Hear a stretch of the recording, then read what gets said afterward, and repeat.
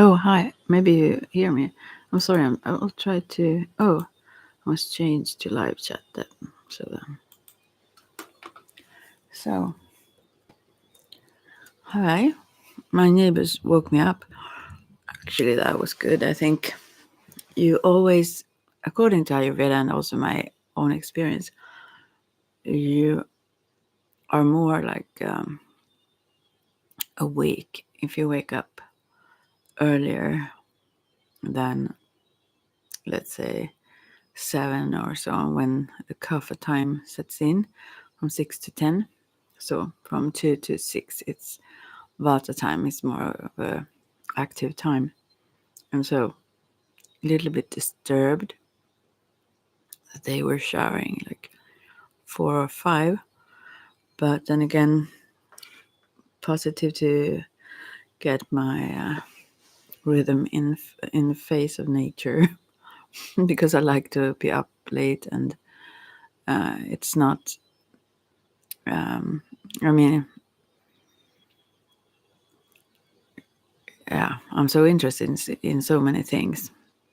There's so many things I want to do, so I just don't feel like letting go and go to bed. But all the rhythms of the things that I want to get done, yoga, for example, stuff like that, that really gets into its face very naturally when I get up that time of the day. So it's perfect. I hope I go to bed then earlier tonight. I can decide if I do, so I don't have to hope about it. So I know I have. I think this is a condor or eagle. I think it's a condor, right, on the image, or eagle, but that is mainly the south. Anyways, that's why I'm here this early in the morning, and soon I'm in the early also, or before noon. I will do a past life regression with a woman, a lovely woman. It's interesting. So it's good also to not wake up like half an hour before. So yeah. Anyways, the those totems in this Andean tradition um, is more so related to south. But I want to talk about north, which is where we, as I see it, uh, north is when you compare it to Buddhism, for example, that would be where the Bodhisattva is, or the shaman, or the witch, or the, you know, uh, so that's a very creative or active uh, way of being, let's say, or perceiving. And the south would be pure consciousness, where in the Eastern Buddhist traditions would be the Buddha. So, yeah, easier to talk about the north. And then I start to laugh.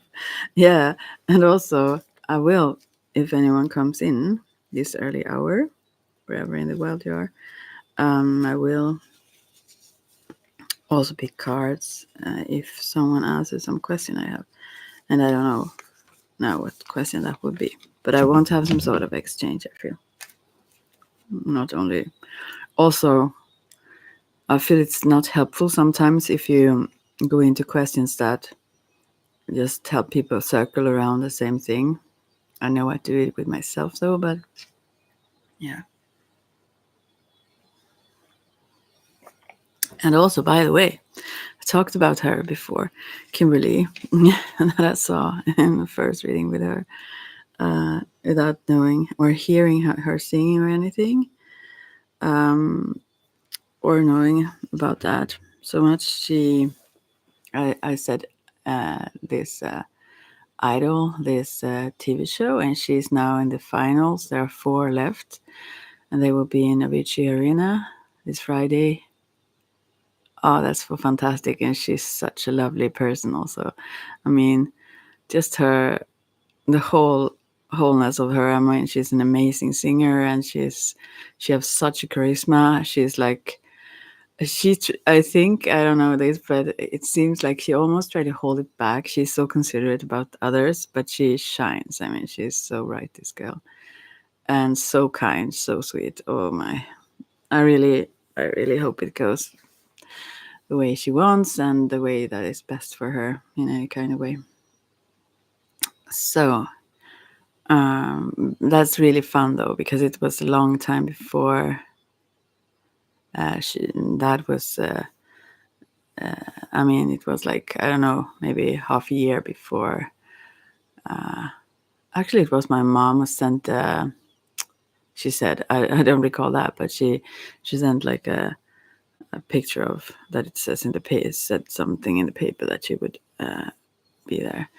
And also I saw on the commercials on TV, and I wasn't so surprised though. Yeah, so fun. I cheer her on 100%. Yeah. Anyway, moving on to the north then.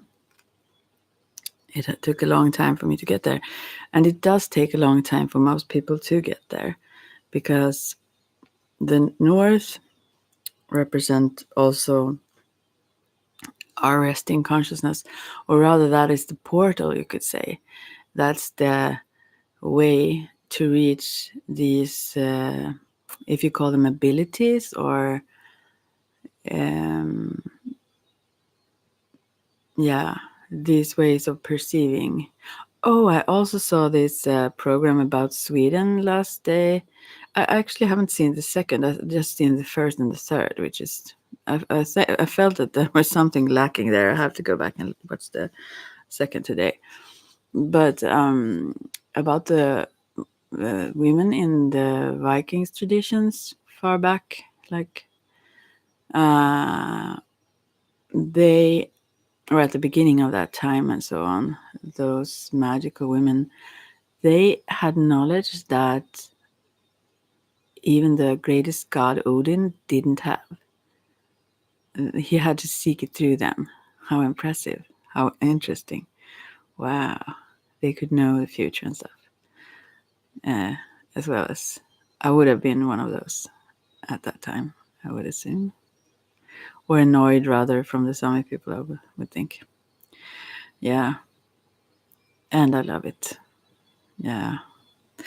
Anyways, to develop these abilities, we have talked, or I have talked a little bit half randomly about the South, which is more about the sensory perception or physical reality, 3D, and then the West is about the mind and emotions, so on, feelings, going through meeting our fears and so on. And letting go. Both of these layers are very much about letting go, and they are also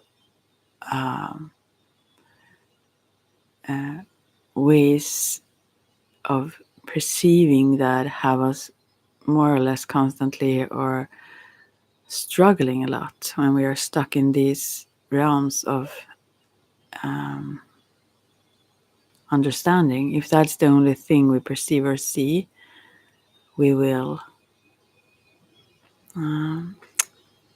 like, as I said in the beginning, go like round and round and round, sort of. And as they say also, that you need to resolve an issue or whatever from a higher perspective, from a higher perception, you could say. So here comes the north and also the east. And in the north, it's the hummingbird that represents, or is the totem of that level. And yeah, to reach it, that is the, I mean, I think that is this needle's eye they talk about in the Christian maybe tradition or so on. I think it is, because this is somehow so, it's so easy. Many of these things are very easy. They are very difficult to get done. That's the problem. So, anyways, we have the capacity to so much more than we ever know. We are so capable, and also working as a witch, Wiccan, and witch. The magic is fantastic. Even I knowing all these things and the impact you could have, can have, and do have on your reality, whether you're aware of it or not. It still surprises me all the time. All the things that I do actually surprises me all the time, although I am aware of them and have been for a long time. It's so fascinating though, and it goes through this level. You cannot do any of that in a very strong way or in a very conscious way from some other level of consciousness than this. And that is sometimes called the alpha. I mean, those called, but in science, I guess, those alpha waves, brain waves. It's not difficult to reach at all, and you can do it quickly if you just train yourself, and that is not hard to do, but hard to get done. And I think sometimes it is because it is too easy, and you have to be committed. Even if it's easy for you, it's very easy for me. I think also when it comes to stress responses, I more have that freeze response generally, and I've had that since I was a child. So I think that is what makes it so easy for me to go into also meditative states. Actually, oh hi soul, how are you doing? So yeah, I have a new deck, by the way. Maybe I should. I have this. Have you seen Stranger Things? How fantastic deck that is. Are you up for a card or something? Or do you want to listen just when I talk about the meditative? Oh, here it is. I just have to find it. Hello. Well, yeah, I'm. I'm not much for the holidays. I rather celebrate the Sabbats, I guess, the witchy holidays, let's say. But yeah, I do somehow. But I have a sort of a cringe feeling regarding certain holidays still. So there are so many things that are messed up with them, I feel. But then again, we don't have to be negative. But personally, yeah, sometimes they feel more like setups, don't they? Do? Oh yeah. So are you ready for the holiday? I mean, it's count. This no. What did I say? It's fun to celebrate, though. Yeah, okay. I like that, though. I mean, yeah, that's fun. So, but I guess I'm one of the least focused on that. Also, when I was going to talk about the north, in the medicine wheel, then yeah, family time is fantastic. Also, when people come together, when they have been also sometimes living in different places and so on, that's fantastic. And sometimes not so fantastic, also. But then again, yeah, hopefully it will be for you though. Yeah. Anyways, so about this north of the medicine wheel, what was I going to say about that now? I don't even remember. It's too early in the morning. What time is it where you are? Where are you at? I have answered. No, not answered. I've asked this before, but I think, but I don't recall. Here it's like, oh, it's not so early now, but I've been awake for 9 p.m. It's almost like here, although it's like half. What do you say? 6:37 a.m. Oh, 9 p.m. Yeah, that's a different story. I thought it was so close, but that's like, yeah, not so close. All right. So, do you want to ask a question to the cards before I ramble away in the about the north, or do you want to just hang around? I love these cards. I've just used them 2 times. I have a friend that have been in the hospital, and she really loves this deck, the Stranger Things, and thought about getting it, and then they had it at the bookstore here. I was so surprised, and I couldn't not buy it. So, and that's, yeah, that's the deck. I don't know what the yes was. May I ask what intentions are of my guy friend Brian? He's more attentive now. All right.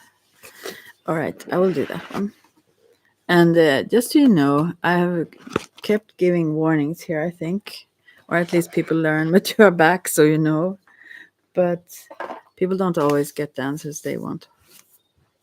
I don't do that. So we'll see what comes for you here. Oh, this deck. So I'll just use this too. It smells so good also.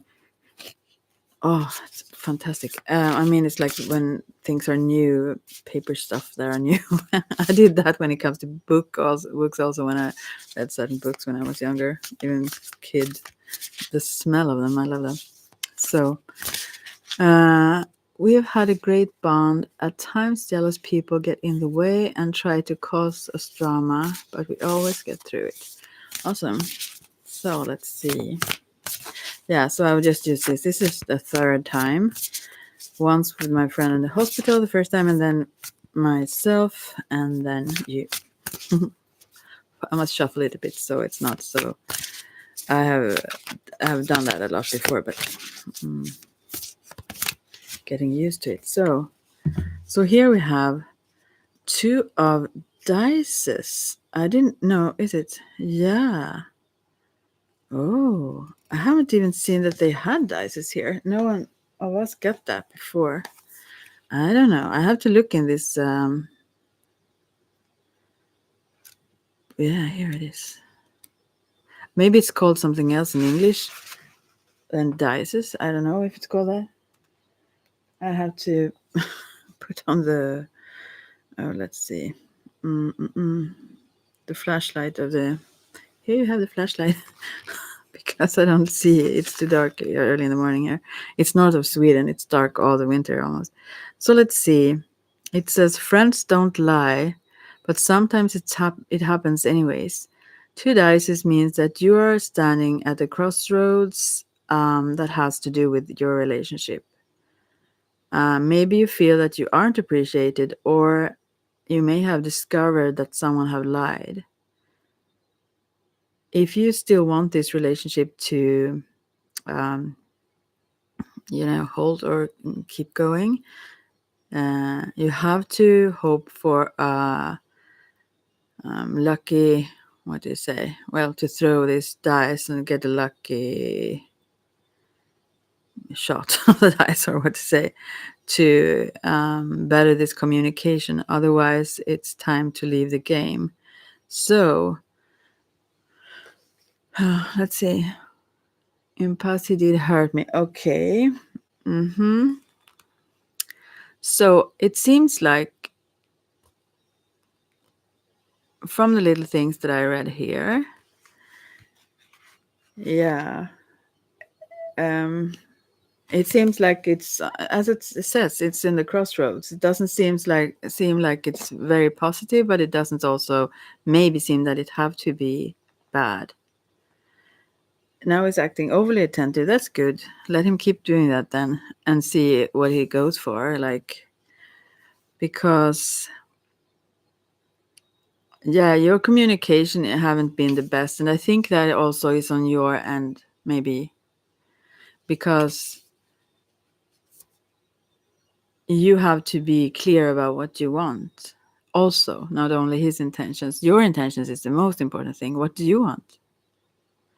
Because if you, I mean, not if you want him or not, but what do you want? I mean, what do you want in a relationship? What do you want from a person you want to be close to? We can get blinded by someone, I mean, a specific person, and not see that this is not what we want because we are attached. to them, or even addicted to them sometimes. I mean, we're used to someone and we just don't want to let go. And sometimes that's not the best. Yeah, so this is like diocese. I have to look another thing here in the beginning. I don't know. It's a wonderful deck, though, isn't it? I think it says what you need to hear. Let's see. Oh, this is like in swords, obviously, where I mean it correlates to traditional tarot of swords, where you sit there and like tune inwards to feel what the result will be. But in the two swords, usually that is a choice between two bad things, actually. So I wouldn't say that I'm overly hopeful with this card. I mean, if he would better himself, let's say, or as he have done, then if that would be actually true, have you taken him back, or is this just for you to take him back? Anyways, maybe that wouldn't be what you really want. I've let go. He comes back. Yeah. Well, as it says, it stands in the. It's like, I guess you question whether or not, and that is the question, obviously. But yeah, we always had the friendship part. Okay. And yeah, and that is also another important thing. I think I talked about this before. I think I care more over the nice things he does for me. Oh yeah, but let him keep doing that. That's perfect. He supports me, and I support him equally. Oh, but I wonder.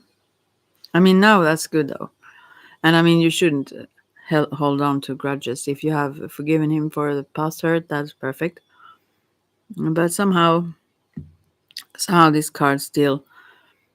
Maybe that is just in your thoughts that you still fear that he will. Maybe you have to go through. I think two things. That first of all, what you want. I mean, more so wonder about your intentions. Maybe write them down and so on for yourself. Then wonder about his intentions so much, as well as really let go of the hurt. I think you can't embrace it if you keep that. Then it will always stress you in your mind about whether or not he will go back to being that asshole. No, he maybe wasn't an asshole, but it's just when people get jealous and get in our relationship. But then again, that's up to both of you not to let that happen. So it's not on the other people are what they are, and that's not good. But if you stay together and are honest with each other, they can't affect that, I don't think. So, but yeah, if you forgive what happened, then just let that be. Don't bring it up. Don't. But you need to get to that place. And if you haven't really, then be mad at it for a while, and write about it, scream about it, punch some pillows or cry, whatever. To fully. You need to. If you haven't, some people, women, not me so much maybe, but we tend to not get angry at men.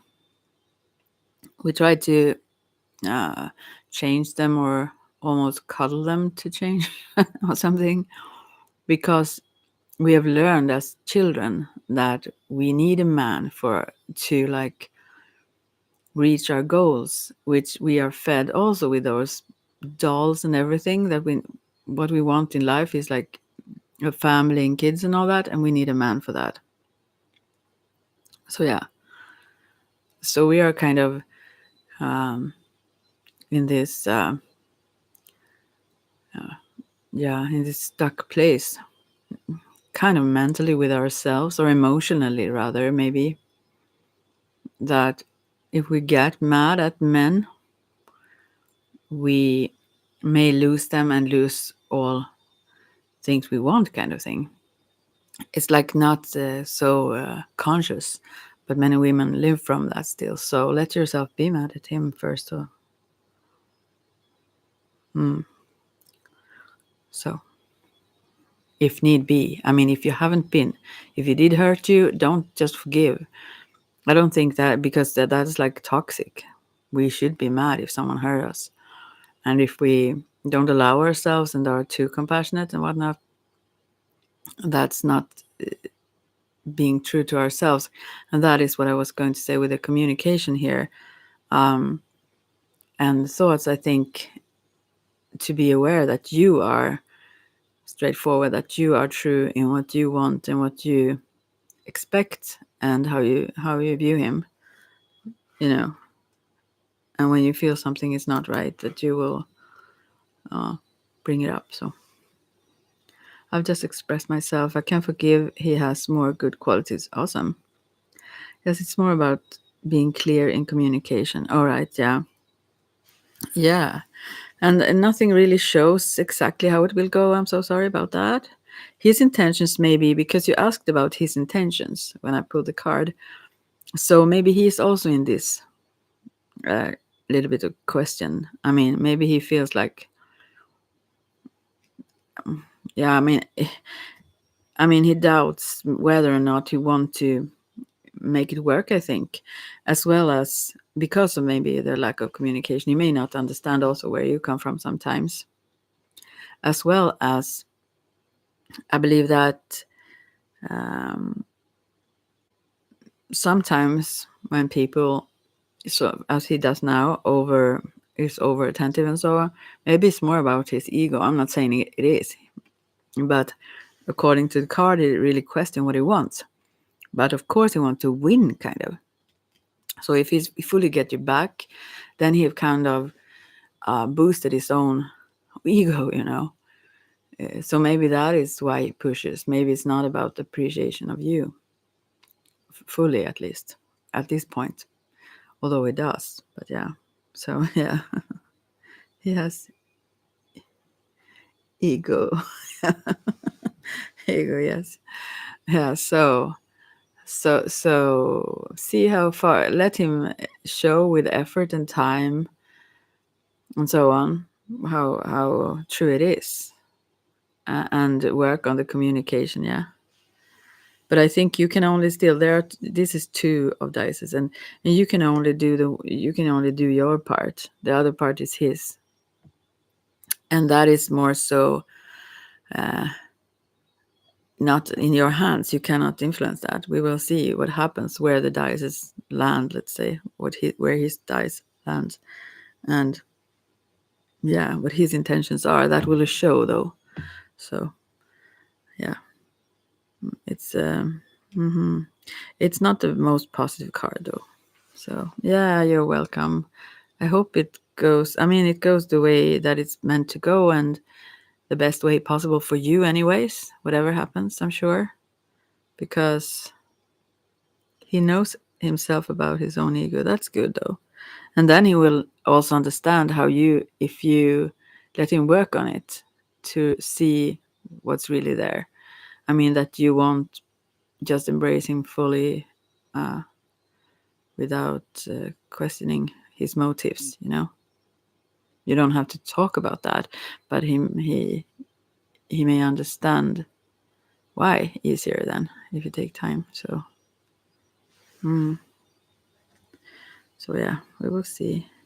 He has told me he gets stuck in his own ego at times. Yeah, we all do. We all do. And about this medicine wheel, as I talked about, with the south being the physical and this 3D realm, and our senses, our sensations from senses and so on, and the west being the emotional, mental feelings, and so that's where the ego is. That's where we like construct our ego, even where what we think we are and what we think we need, and so on. And pride, yeah, all that comes along with, also obviously, insecurity. The ego, it is defined differently from each I mean, there are different descriptions of what that would be. But the thing that I subscribe to right now is that it's our person, that is like our perception of ourselves or others, then it could be. And that is the limited perspective. It's when we haven't really discovered our, or are in contact with our soul or our spirits. And we all sometimes get lost in that. And that is because it's limited, because we are limited as egos, let's say. That's why we need to kind of fight for our survival, kind of, or being accepted, or yeah, because so many things are threatening when we are limited. So as long as we define ourselves through that, then those things comes in, the pride and the lies even and stuff. I mean, everything like that. We feel a need for it to protect ourselves and to show that we are worthy and whatever. So yeah. So yeah, that's that. If you have another question, let me know. I will continue now to talk about the North then. But yeah, we all do that. We all, and I mean, we should embrace our ego. William Blake says, eternity is in love with the creatures of time. And I feel that is like the ego. We don't have to kill it, like some people say.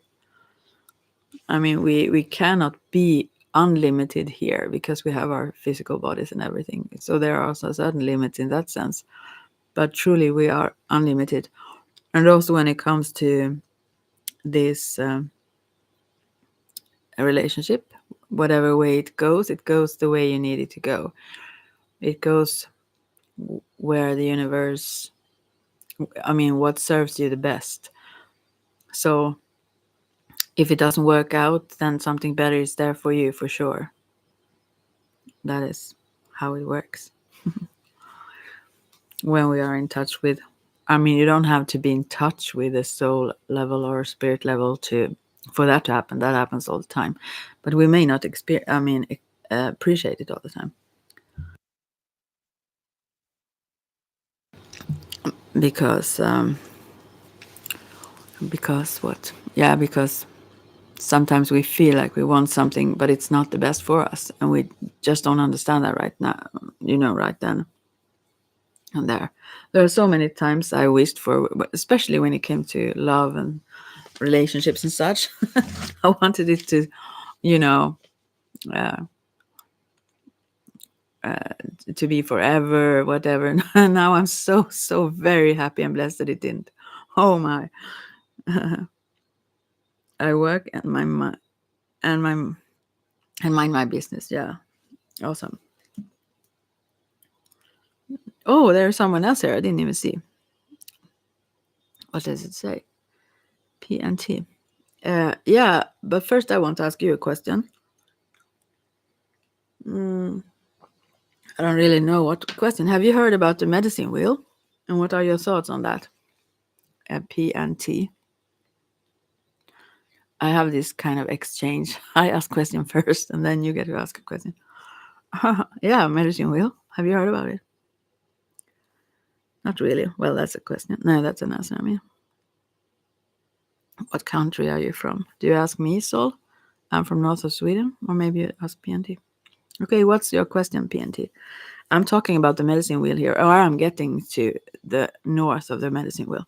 But I can pull some cards. I have the Stranger Things deck here. I need to pause quickly just to cough, but you can write your question if you want.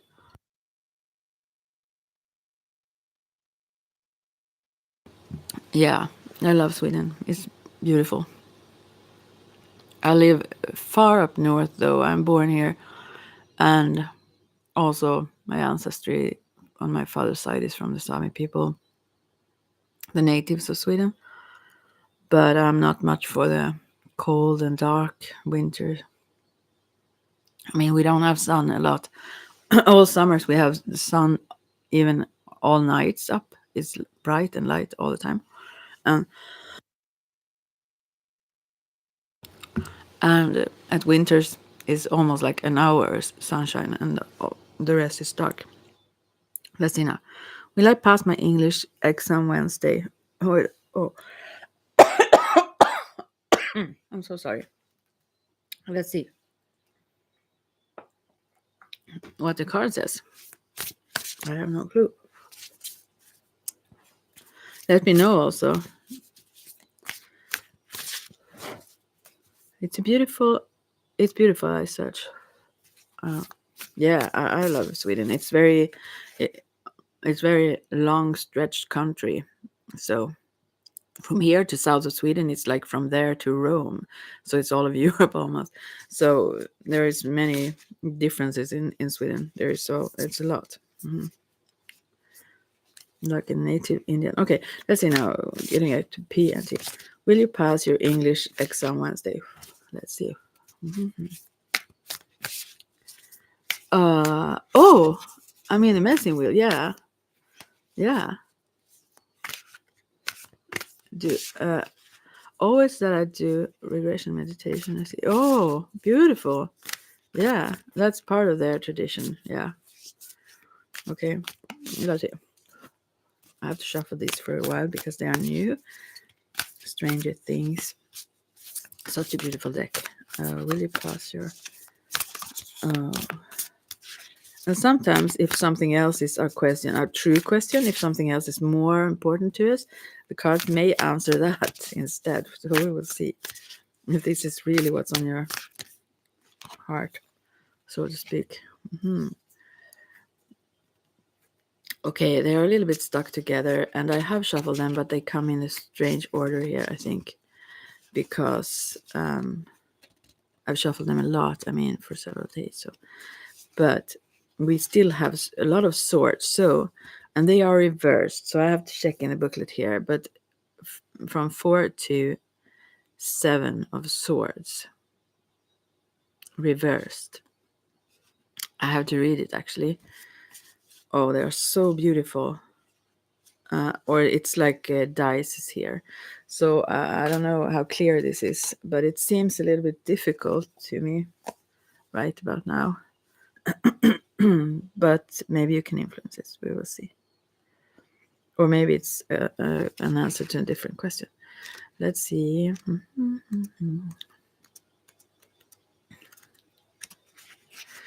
Because I want to see what it says in this booklet. I know the interpretation of the cards itself, but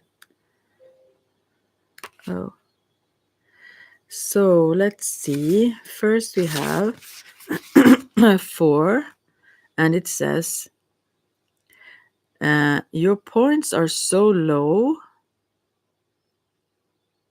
or as low as they can be, and you will get like damages if you don't like oh, this is horrible. I'm sorry, but it says so in the booklet. I will just read it. You will get like life-threatening damages if you don't stop and give yourself time to heal. So I don't know if you push yourself too hard. It says like those commitments you have or duties and so on, they can wait, but you have to communicate and tell others, I guess, and yourself what you need.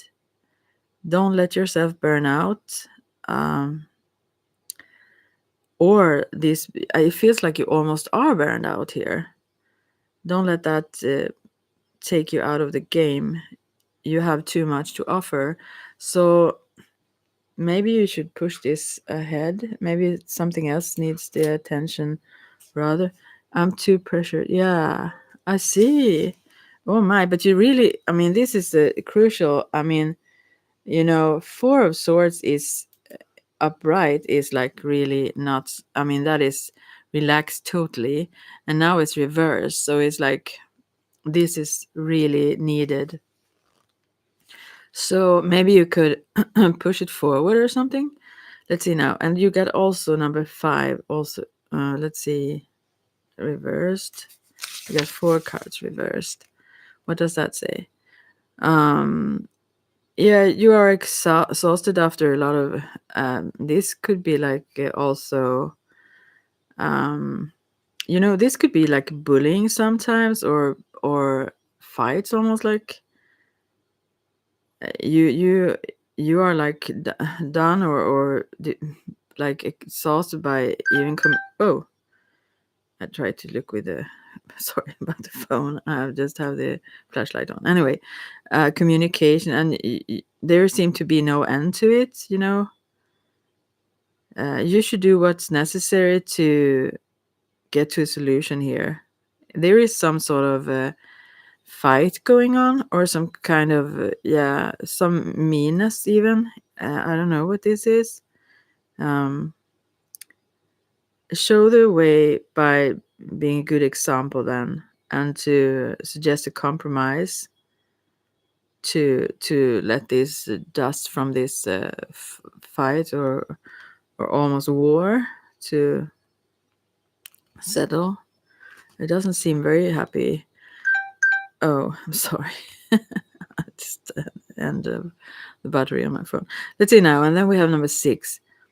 It's a bad luck, and you can't easily make that go away. But remember that these smaller arcanas cards just talk about situations that are going to pass. Oh, that's a good thing to say right now, because these are not so good. You're strong enough to take you through yourself through this.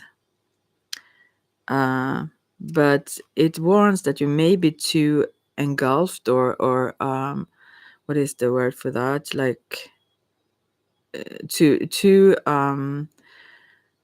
focused on what you have lost to see the potential in what you are. Oh God, the sound of it. What you are about to win. So ask yourself if you really mourn that, or if it's about an old habit. Like you can be surprised by the answer to this. Oh, yeah. But so all of these are minor arcana. So this will pass. This will pass, although it doesn't seem very awesome. And then we have 7 of dices, upside down 2. It can also show that you are trying to hide something.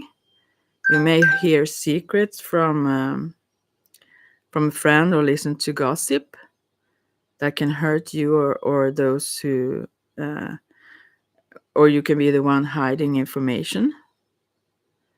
Um, if this, it also says, I break up not far. I don't understand.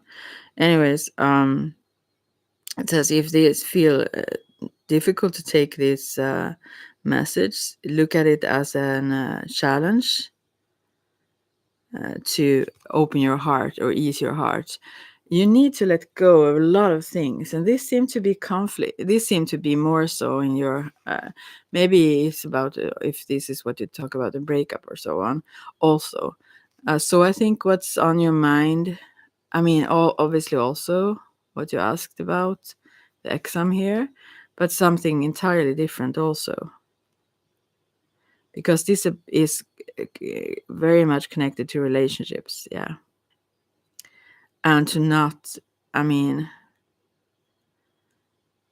it's very very dangerous sometimes, and it could be so harmful to listen to gossip. I mean,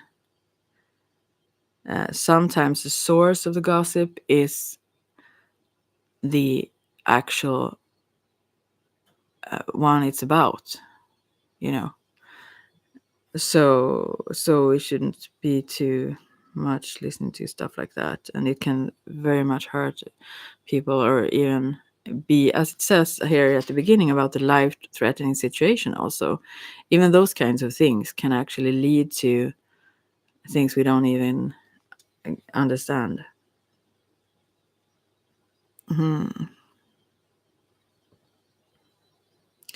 Yeah, so I don't know, this is very difficult for you somehow. Wow. I've almost never gotten such harsh messages for people, but we have to take heed of the positives, and that is that this is going to pass. You need to relax and you need to stop this fight somehow. And it's pretty much on you to find this way of letting this fight go. Yeah, you're welcome. You're so welcome. Yeah. And that will also, yeah, it will be good in all kinds of ways. Yeah. Wow. I'm almost sweating. I'm like so affected by this, whatever situation goes on in your life. And feel free to write about it if you want. You can erase it later. Yeah. Yeah, it could be absolutely. But not surrendering yourself, but just the whole fight itself. It's useless. And here it's such a mean thing going on. Very, very. I mean, this is Five of Swords. That's not a good one upright, but also worse reversed as it comes. So, yeah.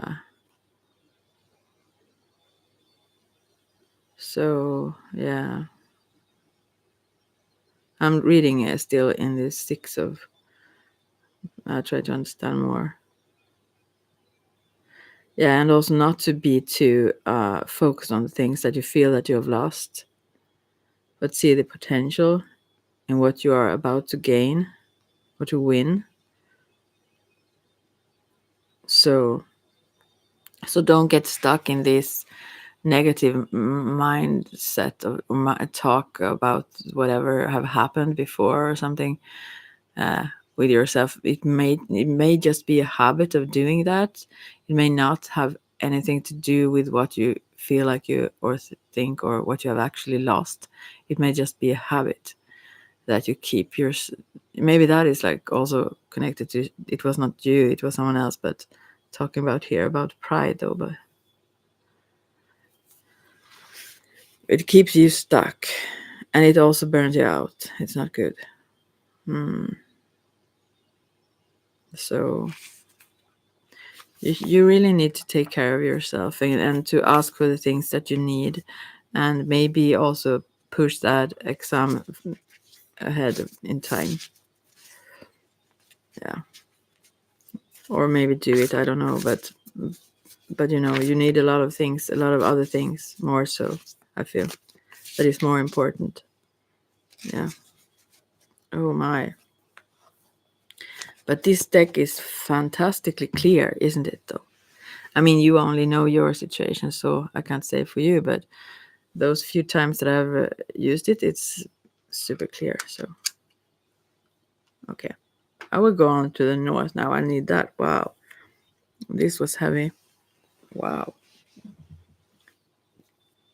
So, about the north, as I said, that's what I see as this needle's eye or the portal. Oh, by the way, this Saturday, the Freemasons, I see them around here. There was this one guy having those top hats coming. They're dressed like fancy sometimes, oftentimes. But that's the first time I saw them with a top hat, like, or just one. And also, I saw him 2 times. But I wonder what that was. Maybe some celebration or initiation or something. I'm a curious person. Anyways, moving on. Yeah. So this is about also planting seeds rather than. I mean that's a message for this person who just asked these questions. Also, not only picking like weeds away, trying to cleanse whatever, but also planting good seeds. First, that person really need to rest, take a break, just taking care of themselves. So, and that's another thing when it comes to fights or hate or anger, stuff like that. That's really fester. It's giving ourselves poison. I mean, that's an expression, but it's also true. It really, our whole systems are not in a happy place. I mean, our own cells and bodies and everything reacts to that. So to hold on to it, that's not healthy for us. So as an ego thing, it's very good to find a way to let go. Of course, we need to express it first also, or get it out somehow. Some people may exercise or whatever to get that out. But anyways, to find calm or find this center of the storm, this stillness at the center of the storm, or even rise above as the eagle does, the to be in clarity. Yeah, this is the way to all the potential we have, and to become aware of that we are so much more than this ego self that we often identify as what and who we are, and in what way we are. We think like as if we don't have access to other things, then maybe other people have told us we are like this or that, or what we are being taught by society, or molded into somehow. But we actually have everything. We just have to embrace what we want. So anyways, even when it's chaotic around, we can find this inner calm.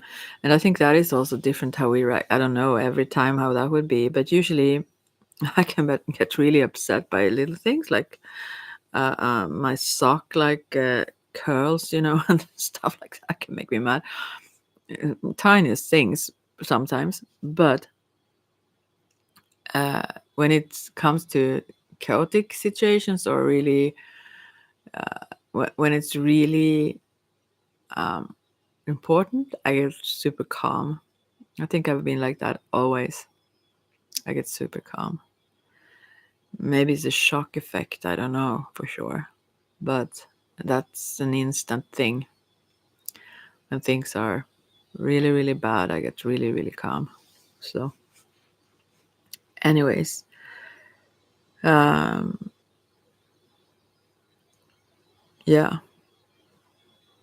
there is so much going on, but also the information we get in this day and age. But everything that goes around in the world, the all the things that goes on. Oh, I don't want to go into that even about Israel and Palestine and all that. But yeah, all the things, and there is so much. We will drown in it if we don't find this peace within, and that we can detach from everything that goes on. We can't take it on all of it, So to center ourselves, to calm ourselves, that's the first part. Also, when it comes to develop these kinds of things, to communicating with the spirit world, these psychic gifts of sorts, and all kinds of magic, let's say, that we inherently are. We are it. And to get in touch with that, we need to find peace. And then, of course, we need to let go of the things that does not give us that. And I think it's very difficult to meditate or to be in peace if we hold on to things like that. It will pop up all the time, like until we let it go fully. And that's not something also we sometimes can do without just deciding to do so. Sometimes we need those rituals and fire ceremonies and stuff that actually work on our oldest brain, our reptile brain, to let go, because it can be very stuck, and it doesn't work with always with talk therapy or stuff like that, although that's good too, but that's good mainly on the level of the West. But the symbolic level and the soul level, and you can work with words here too, because words are symbols, obviously. But yeah, it's a different language for uh, each of these areas too. And some people, I think, when it comes to the medicine wheel, it's not like you come to that and you get a pamphlet or something, and here, go, this is what it is. Or some people may do that, I don't know, but I don't. And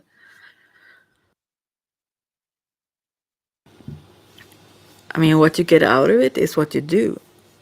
It's not what, like, I give. I mean, I can give a lot of information, or I can show stuff that you could do, but it only happens. It only works if you do it. That's when the changes happens, you know. And there are small things, but if you don't do them, you won't experience what it is to go through this and discover this, the more of what you are. So, anyways, here you find this peace and collect your consciousness and focus inward. I mean, also on being both true to yourself, but also very aware of yourself from within. Sometimes we are so distracted and so out there in the world, so we just forget about even being in touch with ourselves from within, so to speak. And also inner silence. That is something I think I only experienced that after yoga, if I've done some sort of kriya and then sit in meditation or lay down. But usually I think it happened when I was sitting. But to have it, that is a fantastic experience. That's bliss, actually, to be fully aware, but everything is still within. That's such a happy place. And you have to experience it to understand what it is. That is, like, also totally possible to reach, but you have to kind of, there are techniques to reach it, and many have practiced those in various traditions, and so we don't have to discover them. Luckily, we could just tap into them and reach those very healing levels as well of ourselves. And I think I have a lot of, when it comes to Ayurveda, they call it Vata, this very quick energy. In my mind, it doesn't sound so sometimes, but I think it's because it goes in many directions at the same time. So when I talk, yeah, I have to kind of pick up all the threads in my mind. But physically, I'm also more so Kapha, which is rather slower. But when it comes to the mind, some people, I think, can feel that quietness more often. Mine is very active. Even when I sleep, I don't really relax. Relax most of the time. I am super active during the night. So, anyways, also get messages and everything happens during night when I sleep. So, yeah. But that's peace, calm, and also time for reflection. To be bored, I'm never bored, because I don't even understand bored, because there is so many things that I want to do. Yeah, well, the only time, I mentioned this before, but is probably when, if I'm in a place where I can't, like, get away from certain people, or that's it, where I mean, you always have things within, but if you have to, like, let's say, socialize in a way that you find not inspiring in any way, and or very surface level, then maybe I get, not maybe, I quickly get very uninterested and maybe bored, you could say. But I can focus on anything else meanwhile, or checking auras, or do something that I find more fun.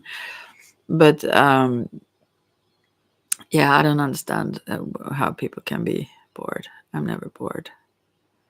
I mean, there is just too much that I'm interested in and inspired by. So, but anyways, so here is where these miracles start to happen. And you don't really have to do them. I was sitting, I mean, to practice those, let's call them miracles then, or siddhis, some people, I mean, in India and so on, they call them. These so-called powers that are extraordinary or seem to be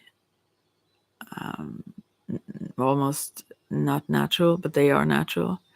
So they arise naturally. You don't have to even practice or search for them.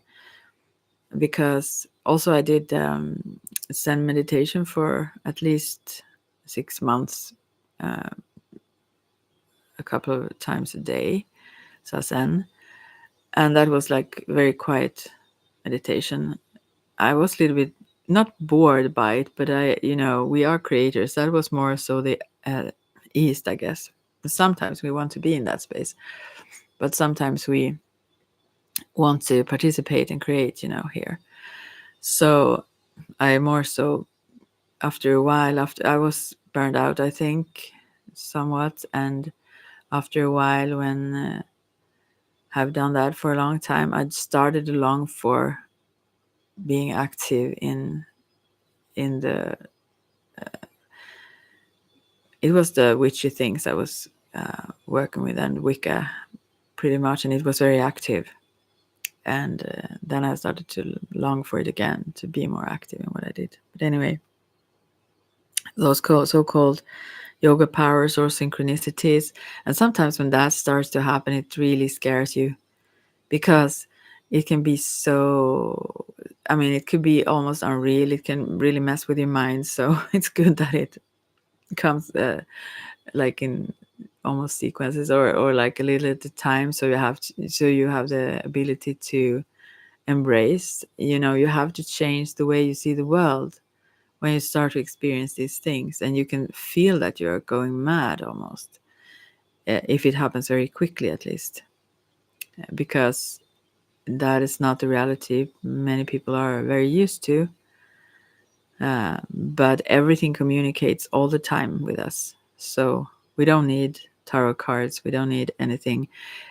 It's only us, it's only ever a communication, you know. So whatever you meet, whatever you hear, whatever you see, everything is this, you could say, mirror. Yeah. Yeah. Anyways, so then you start to also know in advance the things that would happen, and yeah, even get a sense of whatever you call God, maybe, or the presence of angels, or guides, or so on. Or you can get visits from someone who have passed. So when you reflect within is when you get in touch with these kinds of this reality, which after a while it starts to more so, it's like you could think about it as, I don't know, but maybe like a magnet or something. First you're, or rather maybe a scale. So first your weight is more so, or the perception of who you are is more so on the identification of the ego, or the physical body even. That is who you are, like. And then suddenly you start to, like, it start to shift, like, so it start to get more weight on the soul side, the spirit side. And this happens gradually also. I mean, the medicine wheel is very organic.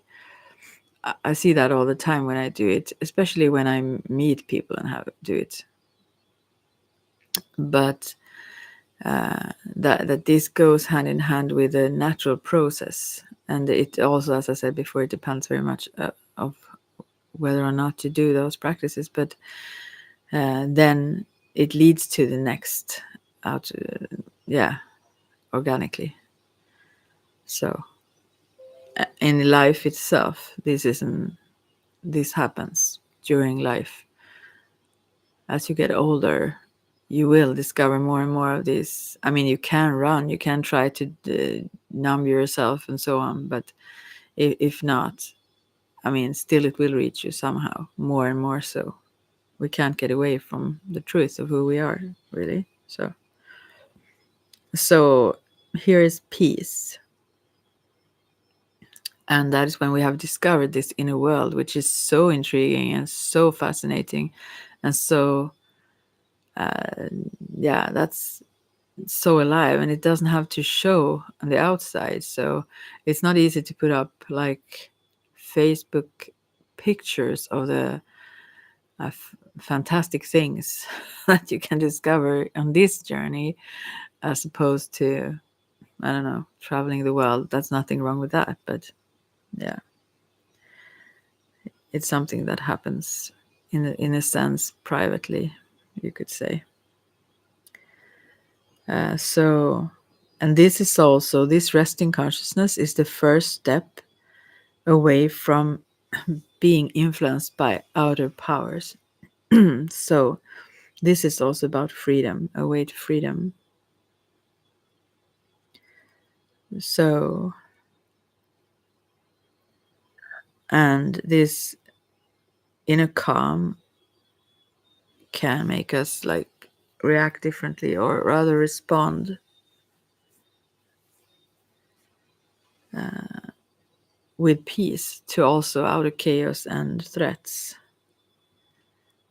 And we could, as they also say in the West, we use prayer, and in the East, meditation, and that also goes very hand in hand with medicine wheels and the directions there. But to just be a silent witness and to be able to find that, I think that is what happened to me also. I've been through some chaotic things and threatening things, but eventually that's like that reached a threshold, could you say, or something. It just turned to peace. It's not, I'm not saying that that's always the case. I'm not, I mean, Buddha, you could touch that and then you forget it suddenly, and then you remember, and you remember more and more. So the thing is, when you have gotten in touch with these things, they can drift from your consciousness if you go into the, let's say, normal, quote unquote normal ways of living, being. Then you can forget it somehow, but not totally. You cannot awaken to a level that you can fall asleep from, really. You have always that knowing in you. So yeah, anyway, so, and this is not a lonely place, by the way. It seems so from the outside, I would assume, but it's not. It's where we reflect and contemplate, and also just silence, as I said. That comes like after. First we have to go through the whole reflection and all that. But here is more so a connection to everything and being unbound, being free. It's very comforting. It's very it is have no demands, you know. And it's also, as I said, healing, but also what is the word? It like come with a friendly comes with a friendly vibe. Could you say? It's not defensive. It's not attacking. It's like the soul wants to maybe not understand. It doesn't have to understand, but yeah, you know, when you embrace something as yourself, kind of thing. So here also we may think that previously that we are created to like serve God, but we may discover that God is actually created to serve us. or you. It sounds like blasphemy, doesn't it? But it is not. We have created. We are the creators. Yeah. And we can take care of our needs. We don't need this to pray to something in the heavens to like find this peace or wisdom. But we need to on some levels of this development. Yeah. So here we stop focusing on outer activities, and we close our eyes, or at least half so in Zazen, and we relax. And those alpha waves start to dominate, and also getting in touch with that level of perception when we are awake. We all sometimes drift into that without thinking of it and so on, but it's not so fancy like as if it's difficult to reach in that sense or anything. But just to get in touch with those now and then really is so healing for us, because it gives us that relaxation that the whole system needs. But also we can work from there and do so many things, the magical things.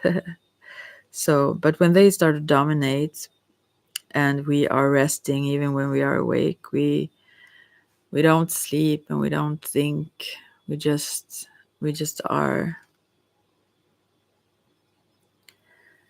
And we don't need to fill this silence with thoughts. The experience of being is just so fantastic. And this piece also replaced the frantic, chaotic activity of the brain. So all these tumultuous things that goes on quiet. And that was one thing Mama Samira, when I met her, that this shaman from the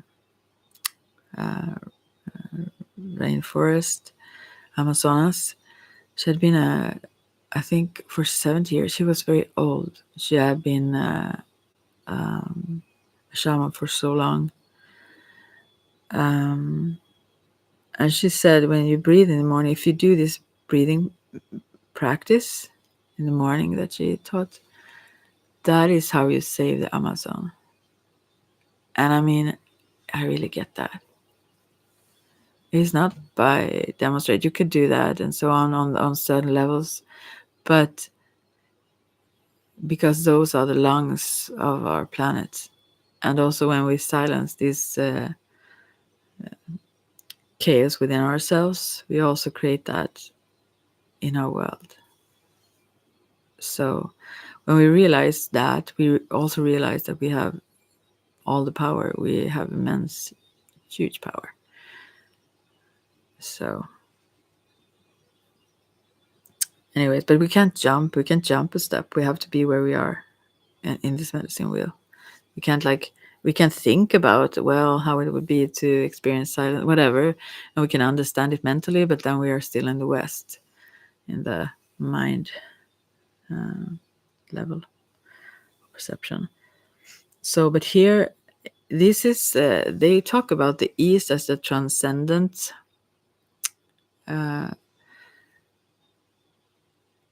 place or stage or perception, but I feel that the transcendence starts here in the North, anyways, where we move past this ego or demanding version like that was in the previous in the South and the West. So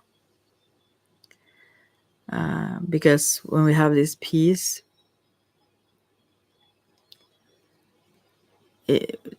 inside, not even the wrath of the gods or punishment can reach us.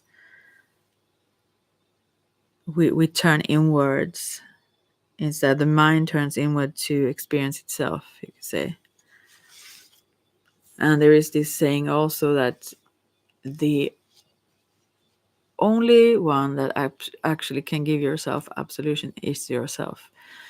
And if you don't, then you will keep kind of running, because from the outside it can never fully give that, even if you get it from the outside, and that could be good. It's just, it's not until you give yourself that, whatever you think you need, some forgiveness or what it is, that's when you're free. So, and here we can also choose our own leader. We can find a way to be free from those or liberate those inner experiences from the outer. We don't have to be, ruled or guided or whatever from the outside. And that was actually in this medicine wheel that I work with online. There was a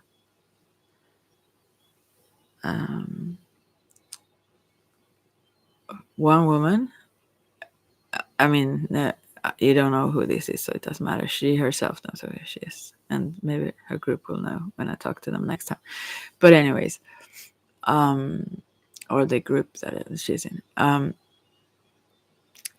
But I told her to blow into the sticks and burn her teachers.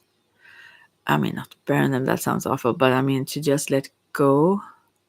I think this is like the last straw, so to speak, for her, because there can be an attachment. There can be such an attachment to outer teachings or teachers or stuff that we exchange that from our own wisdom and our own knowing, and that can become almost like, I'm not saying in this case, but that can become almost like an addiction. We grasp onto outer things, and it makes us blind or disconnected from the reality we always have. It's like a search kind of for validation also, because someone tells us that we are fantastic or have the right visions, whatever, and then we can like boost our ego with that, actually. So, and it doesn't mean that you shouldn't like continue to whatever, listen to or learn from others or be inspired and so on, but to just let your inner self be free from all of that. You don't really need that. It can be fun though, but yeah, I don't know if she have done it. I suspect she have not. We will see. Love her though. Anyways, and also that when I laugh like that, it sounds like mocking, but it's not. It's like from the heart space, really. I mean, I really think that we are where we are because that's where we have to be, right then and there, or now, whatever. It's nothing that is bad or wrong or worse or better or so on.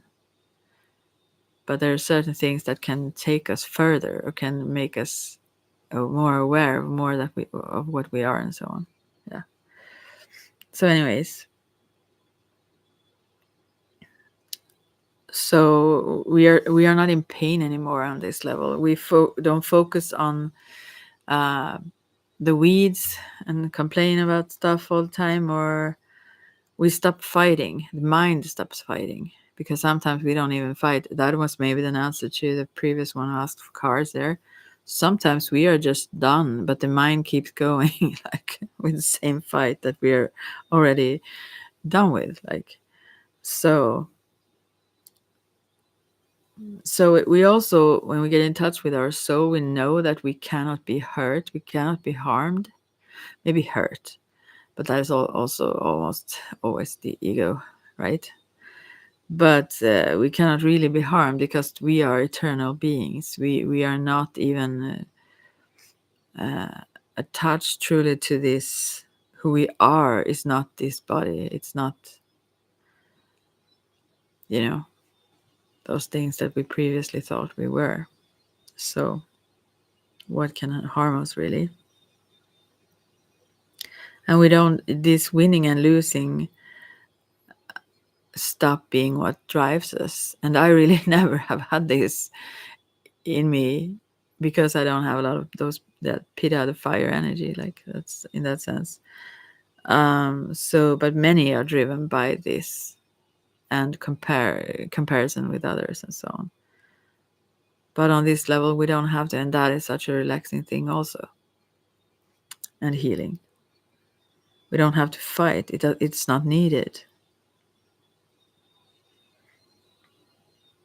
It's like everything is taken care of by being in that list, like this zone. The mind is still, and you expand beyond the body and become aware of so much more that you are. You touch the wholeness or oneness of everything that is. Okay, we touch onto the east here, but yeah, that's what we do. We do touch onto that, and this is the path. The needle's eye. This is the path we have to go through to get to the east. Yeah. So I'm not saying the medicine wheel or anything. I'm saying this silence of the mind.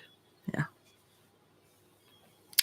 So, and this peace comes, it's not something we put onto it. It's like it rise up from within when the time is right. So we can just wait for it. We don't have to push it or stress for it. It doesn't work that way. It just comes when we give ourselves the space for it to come. And sometimes I mean, previously in, uh, you know, in life, oh, I have a little bit of a cold. You know, people lived in such a way, even when I was a kid, when it was all not all this with the net and everything. There was always those spaces of sort of boredom that was very healing. I think in all tradition, although there were work and nature and whatever we needed to do, and sometimes very harsh conditions and so on, it still was infused, I believe, in this silence or this communication with everything around that we somehow easily miss out on in our societies today. So,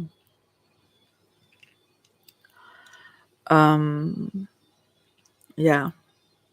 So what you are here, you're like a silence witness, and to become aware like that, that is when you discover. I discovered that before I've heard about any of law of attraction or law of mirroring or anything. Someone is in here. 2 people. Oh my. What are you doing up so early? Maybe you live somewhere else. No, it's not so early. Almost 8 o'clock morning here. Anyway, yes. So that's when I discovered, and I said that to my first husband, Martin. I told him, he thought I was like super. I thought I was, you know, that it came from my ego, like, and I didn't. But I just was so surprised that every thought I had was so reflected immediately in the outside world in some way or another. And this was when I was about 30, I guess. Let's see, what was I? No, maybe 40 rather. I don't even remember. No, it was like, no, not 40. Yeah, maybe 30. Yeah, 30 I was about. And yeah, I just discovered it by seeing my own thoughts and the reflection around me. And he thought that, oh, as if I thought I was like, how can I say? Oh, I don't find the English words, but anyways, you understand. It seems like you have lost your mind and think you are God, which we are though, but and it didn't come from any such space. It came from just being so surprised, discovering that, becoming aware of that.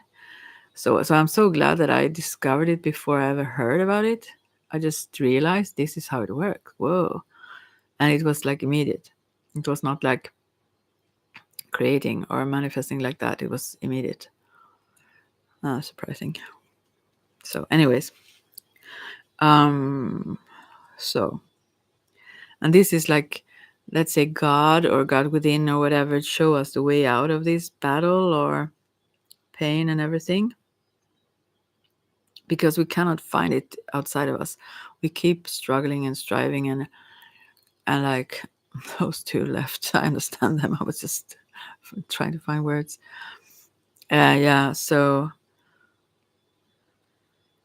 in the outer world, it's about this, because in the outer world, it's about those levels, the physical and the mental, emotional, feeling stuff, those things. And that is always some sort of battle of wills or whatever, you know? So this is the story also about God. I don't know if I don't used to tell stories in a good way. I forget them. But something like this about everyone bothered God with all their wants and prayers. I want this, I want that. And someone wanted rain and someone wanted sunshine, someone wanted this, that. And that was in conflict with each other and so on. And God was so disturbed and thought that, oh gosh, I need to hide somewhere where they can't find me. I don't want to, like, and decided to hide himself where no one should look ever. And that was inside each and everyone's heart. And in there, we are one. When we get in touch with our hearts and our souls, our spirit, we are God and we are one. We know that.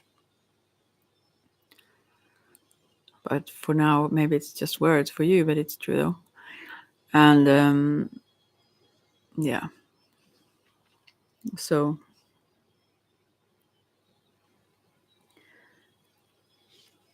because we always fight to control our surroundings if we focus on the outer world.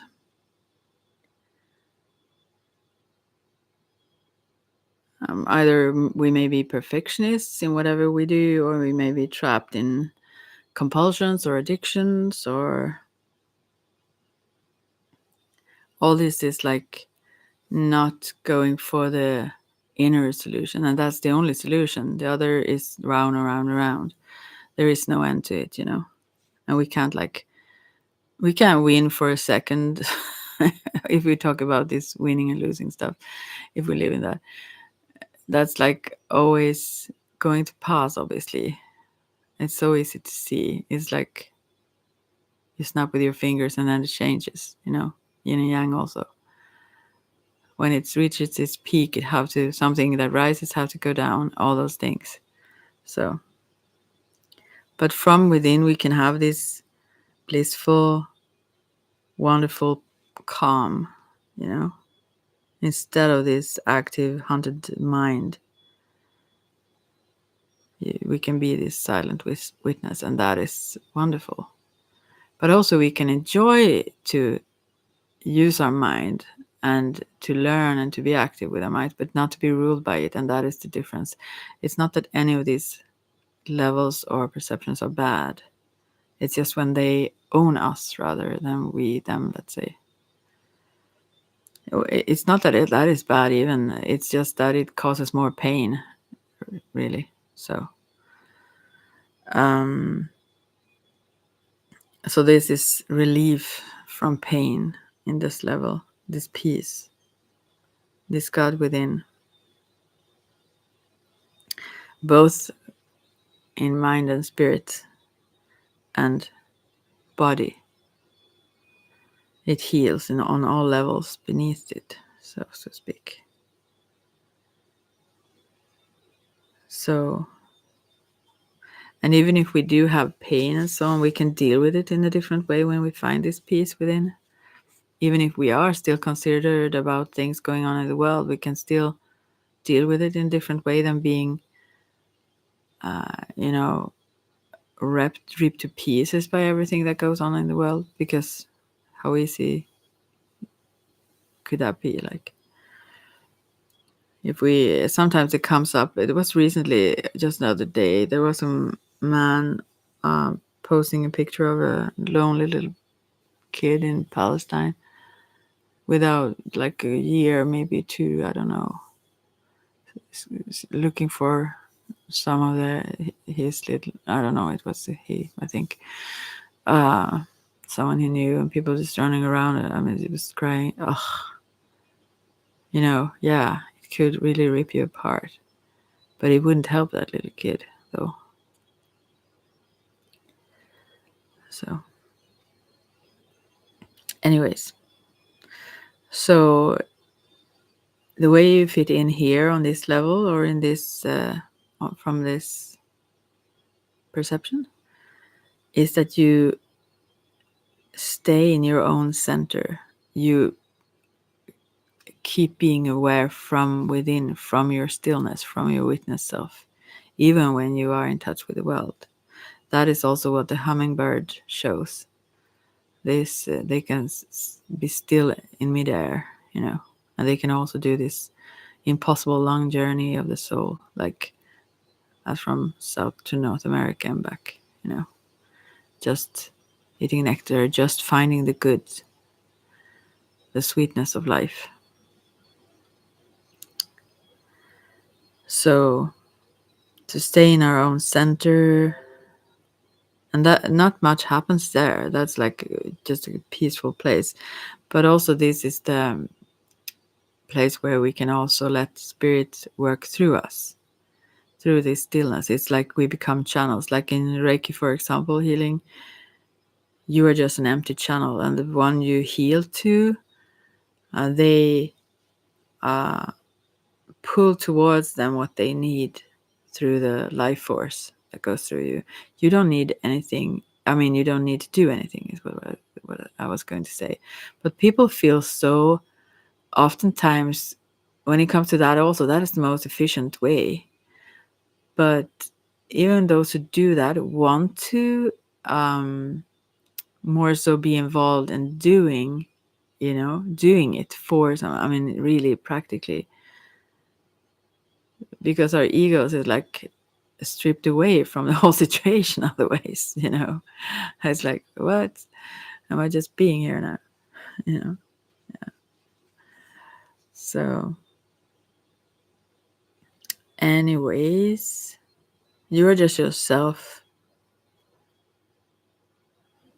and wait for some thought to occur, but you don't get out of balance easy, because you continue to be yourself in the midst of this outer chaos that may go on.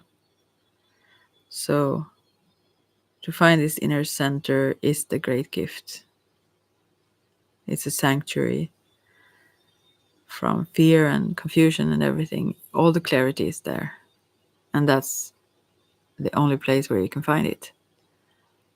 You can find cues or clues or like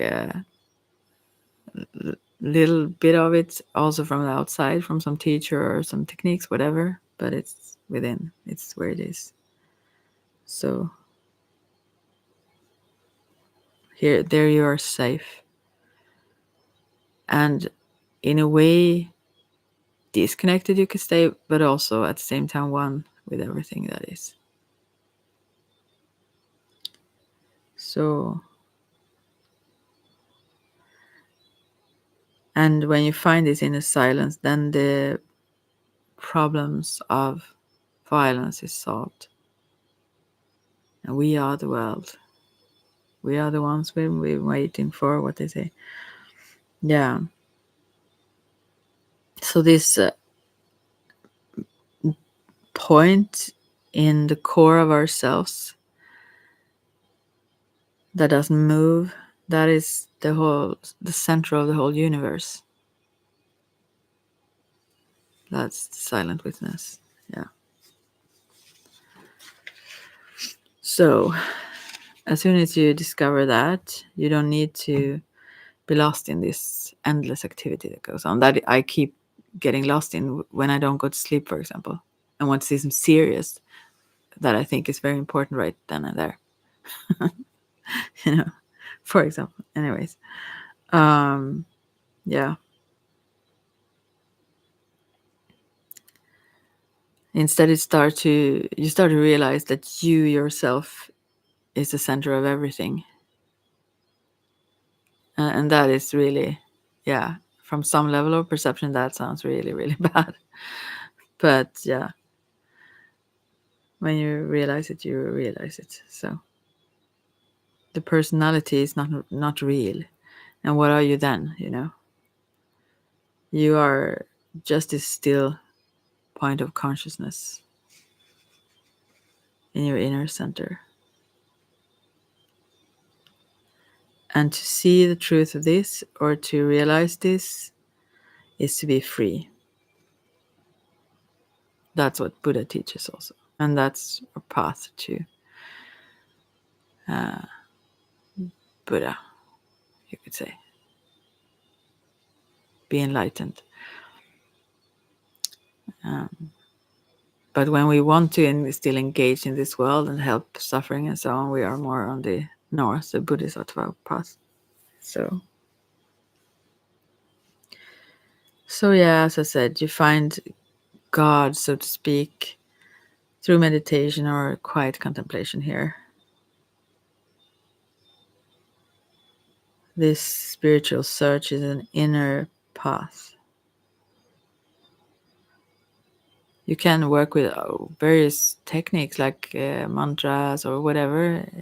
It could help. When I was really sick and thought I would die, I survived surprisingly, but I was really, really, really close to not making it, you could say, physically speaking. And then I had no energy for more than that. So I just meditated and did mantras. And I find such I began at least to be ready to leave. And that was fantastic. All I asked for in my mind was to become a little bit more prepared to do it. But I wanted to stay though. But yeah. And then after I got more well, I started to get drawn into all this activity again, when I had the energy for it. Yeah, I get lost in all that again. So, but I know about it still.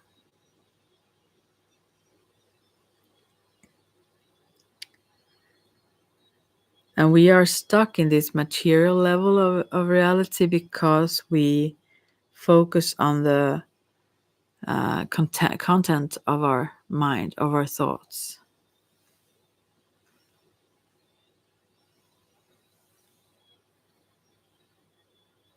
We focus our attention outwards instead of inwards.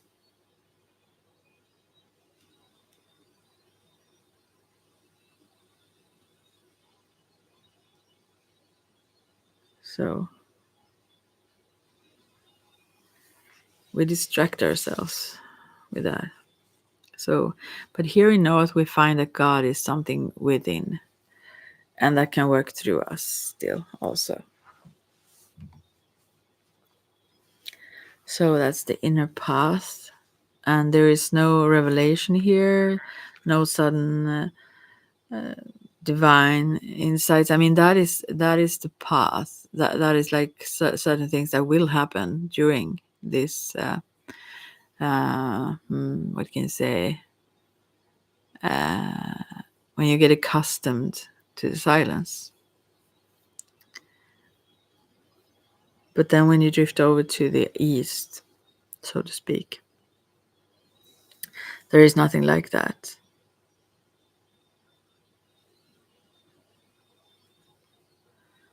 Or rather like this, first is just nothing, it's just emptiness. And then you start to get a lot of revelations and then discover abilities and stuff. And then you get into pure awareness, which also is not a lot of there is not a lot of excitement in that sense. Let's say you are not so fascinated by that anymore, you know. So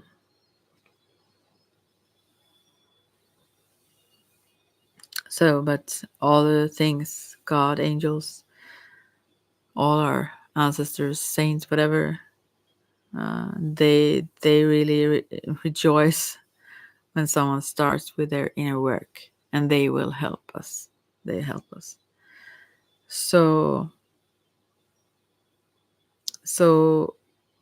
the divine, if we say that, or God, whatever you call it, have no presence emotionally or intellectually. We just have to be patient with this inner work.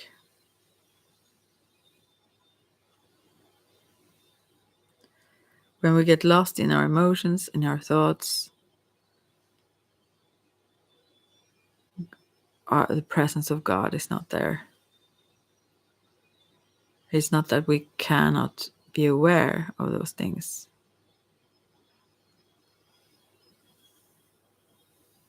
I hope you understand what I'm saying. I should have prepared this better.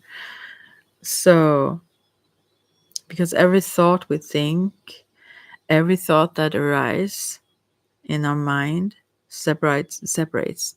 That's what our mind does, or words does. You know, the finger pointing at the moon is not the moon. So we get focused on the finger, the words, or whatever the finger would be. So every thought that arises in the mind separates us from God. Because a thought is a symbol. A thought shines onto its object, you know. It talks about something. It's symbolizes something else. But being in this East experience, let's say, then that's not any thoughts there. Or we just don't focus on the content of the thought. If they pass by like birds, they don't have to build a nest in our in our hair, or what they say. So to go in this forgetfulness and rest in this silence with no thoughts, and that is a brave step, and that we can't do this with willpower. That's the most difficult, I feel, for people who want to walk this path and walk this path. It's very difficult to not be able to control it in that way. We can just allow it and receive it. So yeah, so to forget everything else than this silence, just, and to be in that, to find that, to experience that, that's fantastic. But it won't happen until we are ready to do it, and we have to be brave for that to happen. Oh, what was that sound? I don't know. Anyways, so, and from there comes joy and love from this silence. And from there, we can also experience the love of God, so to speak, or the divine. And this clarity in this inner peace is what's good, so to speak. And this contact, connection to the inner self,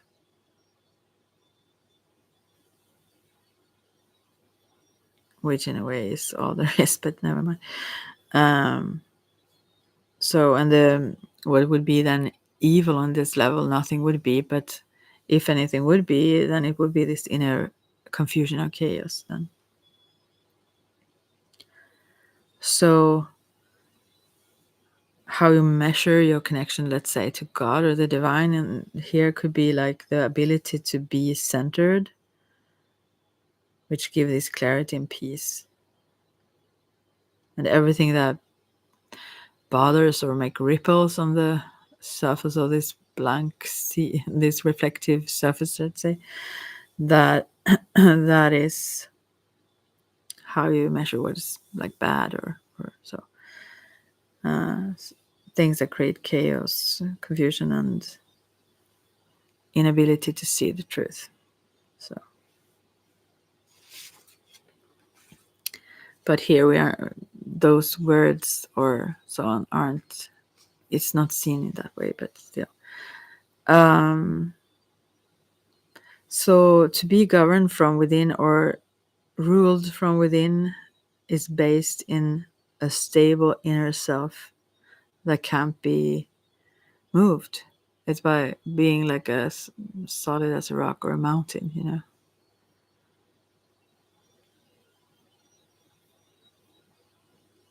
So when you are governed from within, you don't have the need for other people's approval anymore.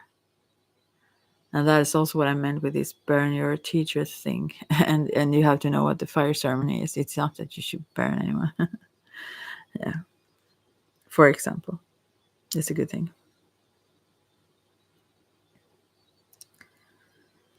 So, because that could be a way of holding on to other teachers because they approve of your experiences or what you feel, or, you know,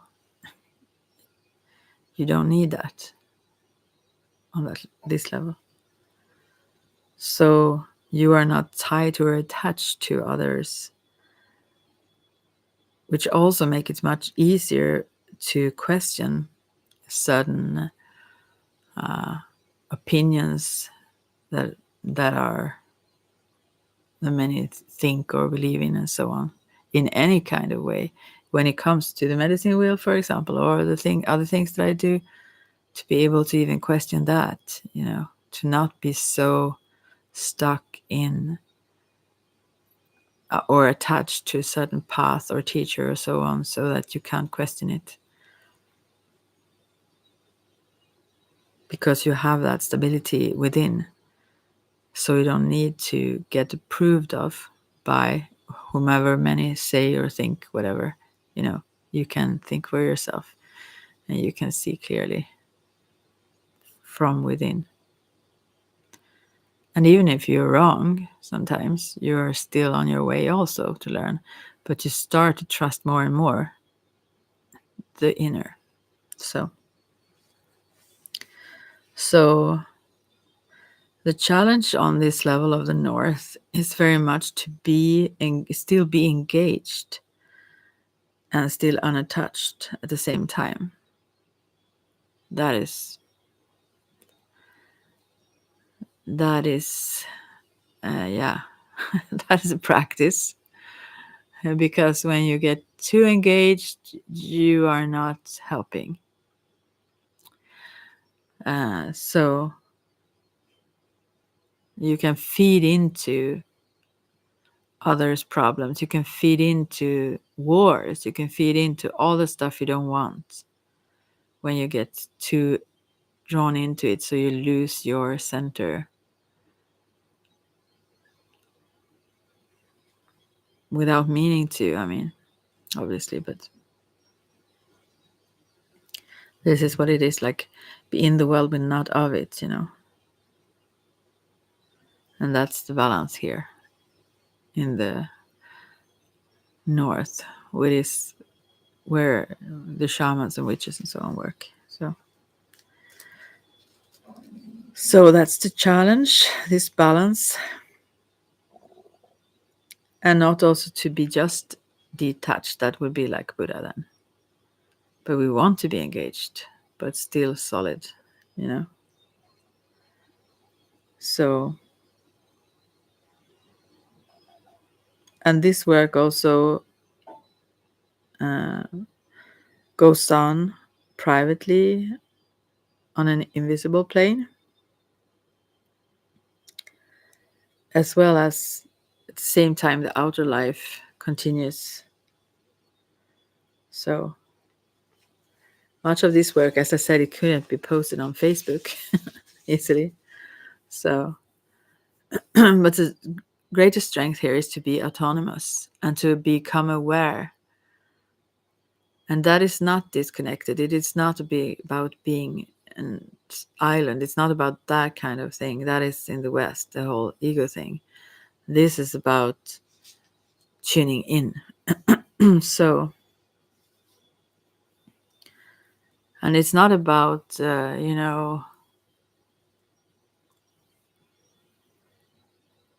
not being able to influence either. There are those who think of it like that. Everything is as it is, like whatever will be, que sera, whatever you say. But that's not. That's being very detached. This is work going on. And I talked with several people about that. Also, I lived in Vadstena for some years and got in touch with the nuns there. I was sitting at their morning prayer sometimes because I liked it. It was peaceful. They were singing psalms, like. Anyways, their little tiny chapel there, just right beside the convent church, like where Holy Saint Birgit, or what is it, Birgitta, whatever it's called in English. Anyway, so because I crossed that path when I was walking to school, the convent was on one side and this huge church, and then the school that I went to. So I just went there, sitting there in the morning sometimes, and they live in prayer. I mean, that's their work. They pray. That's their work. And I'm so grateful for that. I believe so much in prayers also. And they have been praying for me. Thank you. I mean, yeah, a lot. In situations. And I totally believe in that also. So that is something I don't think everyone knows about that. I mean, you can contact spiritualists or whomever also offers prayers for people, just generally whomever needs. But this is their whole life's work. That is what they do, nuns and monks and so on. That's their job. So anyone can contact them and ask them for that. That's what they do. That's what they want to do. So, anyways, and they use their life force, all of it for that purpose. Yeah. Anyways, on this level, you value yourself from within, and that is the same as being blessed by God or the divine, and you know that on this level. You don't need to adjust. I mean, when it comes to nuns or whatever, there could be those who are just think this is the good thing to do or whatever. I mean, not everyone is like at this level, even on those situations, let's say, but that doesn't matter. They still work with that. But you don't have to adjust yourself.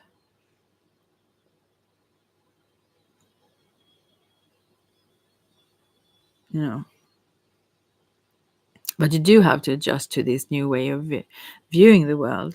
It's a totally new world, very unlike the previous experience of what the world is and how it is. So you have to adjust to that. And that's why it comes in small doses to begin with, so you can adjust to what it is. So, and it's tempting to just be pulled inwards. I am quite content always by myself, and I need to kind of reach out. So, I mean, I enjoy people, but I'm so very content by myself as well. So, I mean, that's that's not what I'm here for, to just be by myself. I mean, although I like it. So it's like putting your light under the covers, You should share it. That's what it's there for. I need to cough a bit. To not hide. what you are and who you are, what you can contribute with in the world, you know. It could be tempting because it's so peaceful, but yeah. So,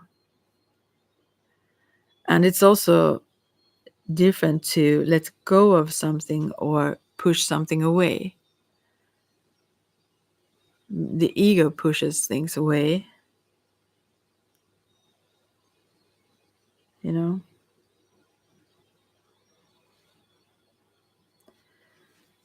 But spirit includes everything. So you just let go. You don't push, you know.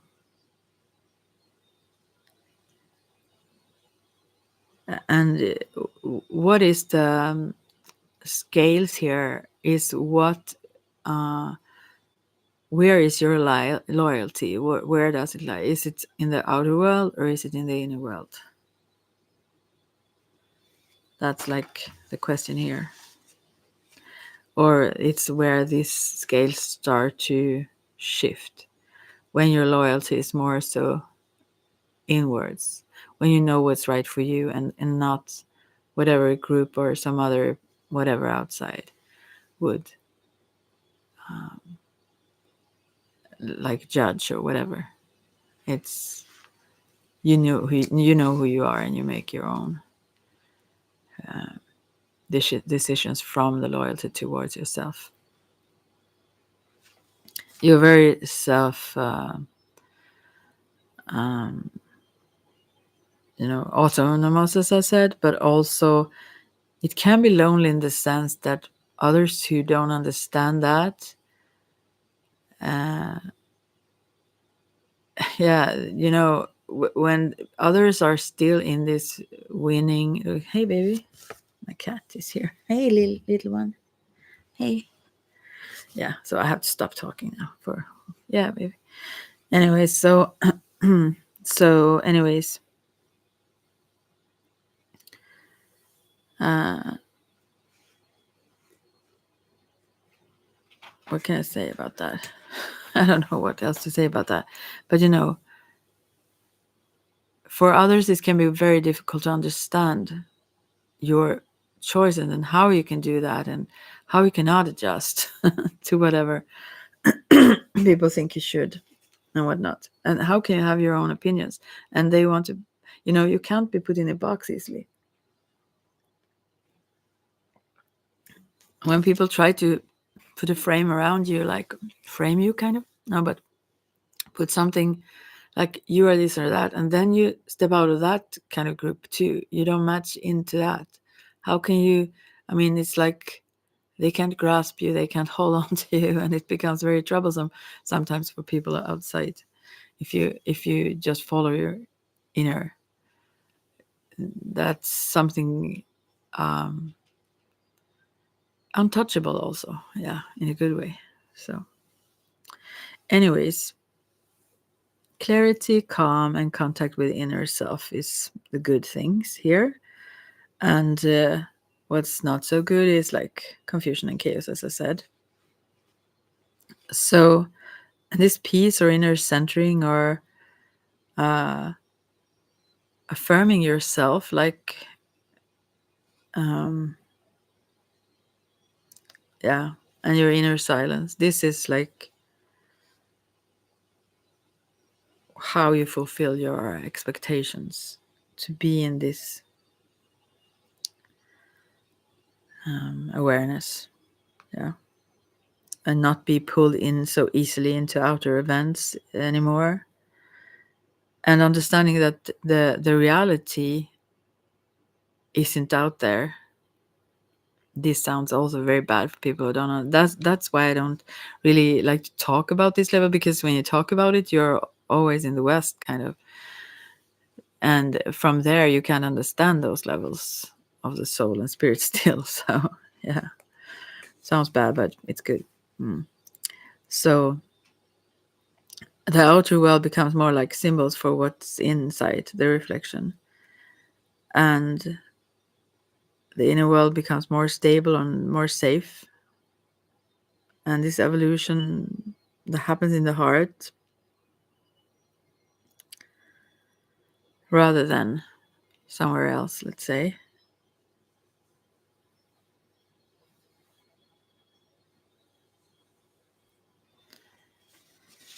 So, and you can follow this inner guidance even when it doesn't give you more money or status or power in the outside world. It gives you this inner true power, though, but it's something deeper that moves you forward. So some people think you're a dreamer, and that's a good thing. Or like just a thinker, like a philosopher or whatnot, but that's not the same thing. This is just like what other people might perceive it as. But yeah. So, but you are also, as I said, it's to go into emotions or so on. Emotions and feelings are different things. Also, emotions are those who we stay stuck with for a long time or so. But it's also to be guided by this emotional compass. I mean, it's not dismissed. That is something that is very true within, and we have to listen within to be aware of that. So, but not ruled by it. Yeah. So, but to pull away like this could also, if we aren't careful, could like, now they take away all the likes. First I got 2, and then they, no, we have heard too much about this. But anyways,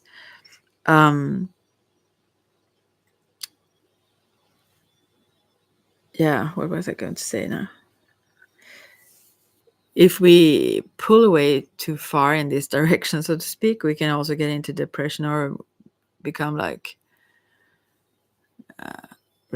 resignated, is that word, so it's very important to still be engaged, although keeping this center. Yeah.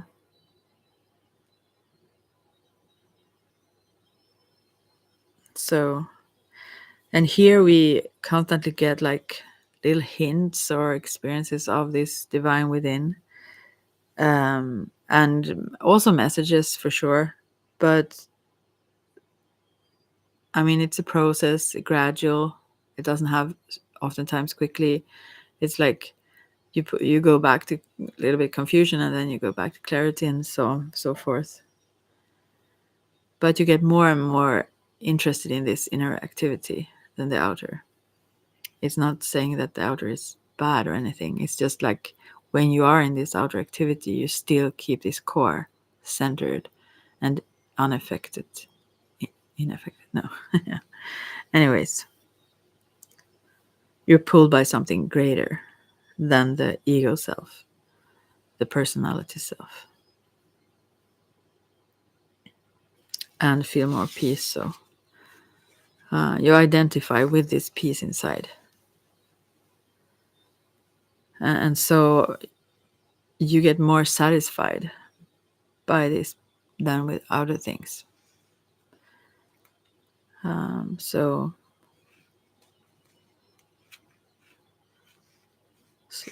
this is a way to get away from, but not shying away from or running or hiding away from worry or pain. So to be in peace with yourself is, as I said many times now on this level, and you know what happens in your inner self. But sometimes maybe you lose this centeredness, and then you can also, one way of losing that center is that you limit yourself by karma, because when you are in touch with this core, you karma can't touch you. From other levels it does. This is this yeah, I can't go into that too much, but anyways, and also to be too focused inwards, that can also be a limit. You are here to experience the world and all that it have. So So it's not meant to dismiss the outer, not at all. So, and also lack of power can be limiting in some ways. So it's not to push away power, even in this outer sense, but it's not that that is the focus. That is the thing. So, yeah.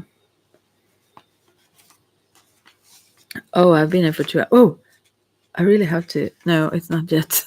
I have some work to do, Leah. I'm just drifting. Whoa, that's it. Also can be limits if you have some time to have scheduled things. So, past life regression. So, anyways, um, you value yourself from within, and that is the same as being valued from some sort of whatever outside source you think of. So, but it's, as I said, it's a gradual process. It could be one person that you want that confirmation from, but you realize that, wow, I can get it from myself. And it could be like a divine, or it can be a group, it can be anything. You don't need it.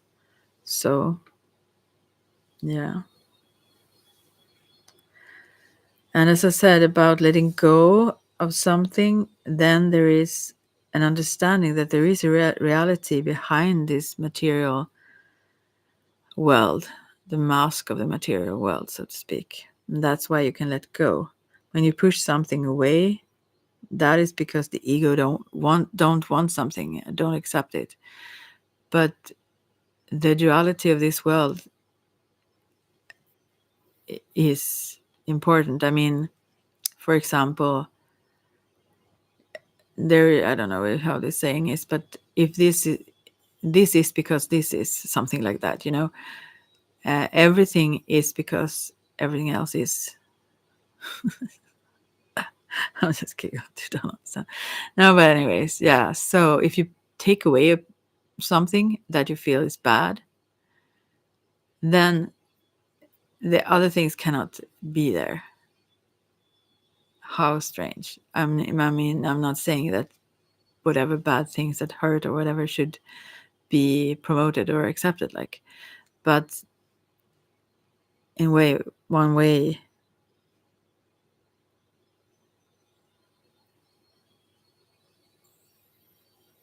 yeah. I can't even explain that in words, but yeah, everything is there because it's possible, so to speak. Yeah. So to embrace is the everything is like the goal of spirituality on this level. So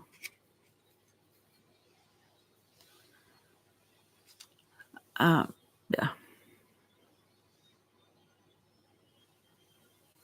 I think I've said everything I wanted to say now, right? I don't know if I should say something else. I know I stopped myself in the middle of the sentence because I know I can't really explain it good. And, it have to do with our connection with our hearts and so on, what world we live in and what experiences we have, what reflections we meet and all that.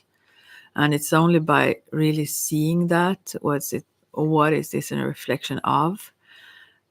It's only by doing that, not pushing it away, but rather looking into it, is how we, and not being drawn into it, but silent witnessing it. That's how we resolve it. Yeah. Anyways, so, previously, or what we did on this level of the West or the mind or so on, the ego, is that we trust in the group or some outer force, whomever, it could be a person even. That's how we find this peace. We seek it through someone or something in the outer. And that outer thing is the focus of our attention all the time, or most of the time, what we trust in, like. But on this level, we rather start to trust ourselves. And this could be very dangerous previously. So people, I mean, still people really don't talk about this a lot because it seems blasphemous, as I said, and all kind of things. So it's like a sin.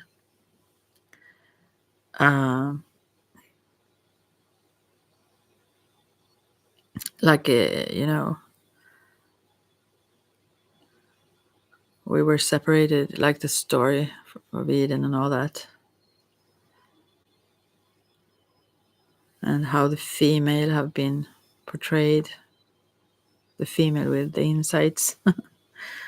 And the man with up there on a pedestal, like, and while we are here down on earth, where we have to struggle and in tears and whatever. In that frame of imagination, we have to pray to whatever, the man, the universal consciousness, or the drug, or whatever, to call out for help to get solace or comfort. But that one is the one who decide if they want to answer the call. So it's not up to us to make this communication permanent. But because we are so yeah, what is the word for that, Len? Like, we are so not unfulfilled, but we are so full of flaws, you could say. Yeah. And this man and the laws forbid us to, like, in that story, like. So, but there are like leads, or like clues that indicate that I can dare to try another way to get closer to whatever this heaven is, or whatever, with this description of heaven within you. And in silence you should own your soul, or something is said in the Bible also. And there is there are so many ways to describe this. In the Shiva Sutras, there is also a lot of ways how you can reach this transcendence. Just to sit and watch at the blue sky and then look beyond it. Or look at the beauty of a woman and then see what's behind the beauty. And the purpose to get to the east here is always to go past the impressions of the sensory, the sensory perceptions, to find the core, or the source. Because the divine is an inner phenomenon. The universal consciousness is the source to this life energy that is expressed in the world. So, and if we are governed from outside, whatever that is, and what others think of me,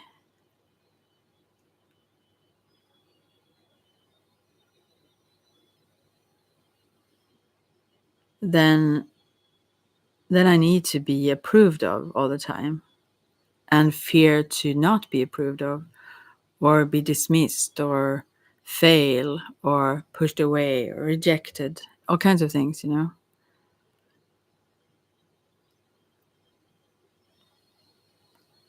And then you conform and adjust and make others' opinions yours. But you can value your intuition instead, and your own thoughts and mind. You don't have to. There is another way. There is freedom.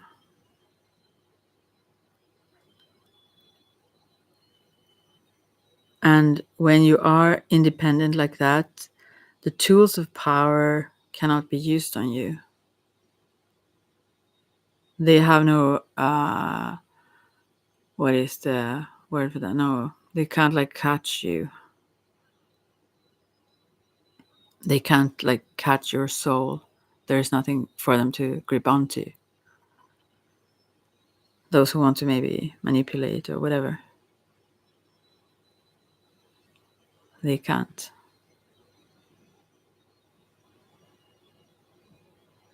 So even if you give up, so to speak, certain things in the outer sense, which you don't at the same time, but for a moment when you practice, at least meditation, what it is, you win something.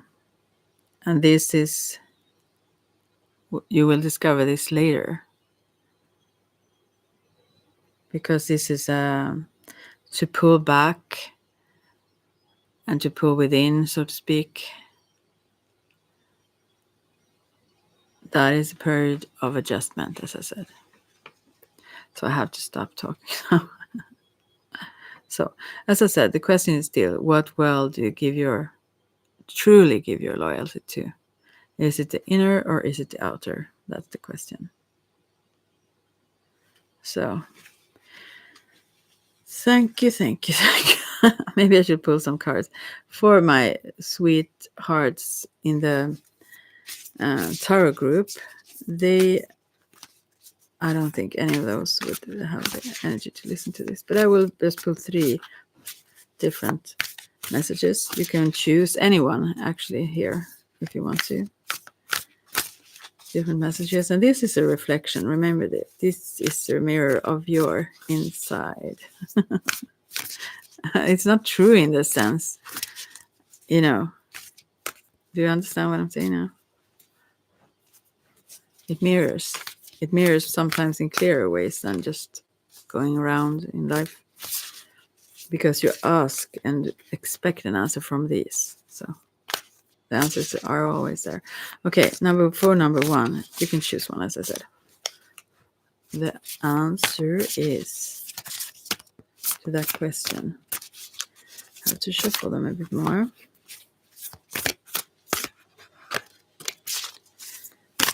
Sorry, Stranger Things.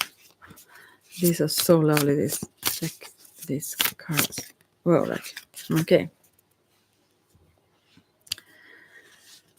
The High Priest reversed and the ice cream, whatever this is called in English. Well, the 5 of ice creams, you could say. Let's see, upright is that 2 5s though, which seems to be a transition from something. Okay. So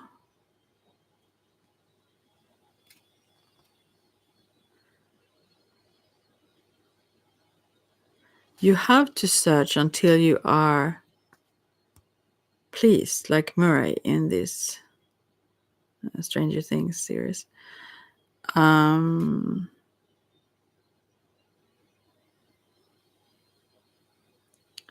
You search for answers.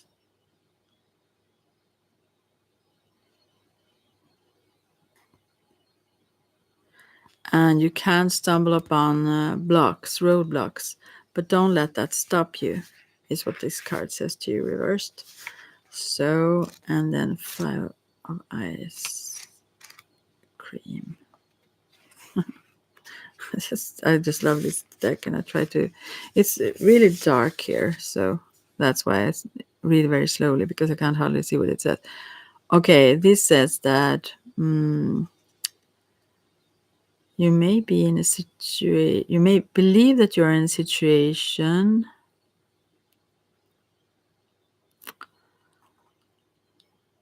Oh, can't be worse.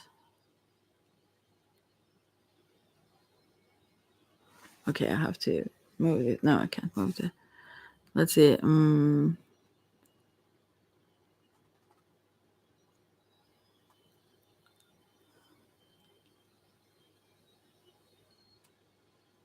Oh, I must put on my glasses. I'm sorry. I can't see. They didn't have. That's the only thing I don't like.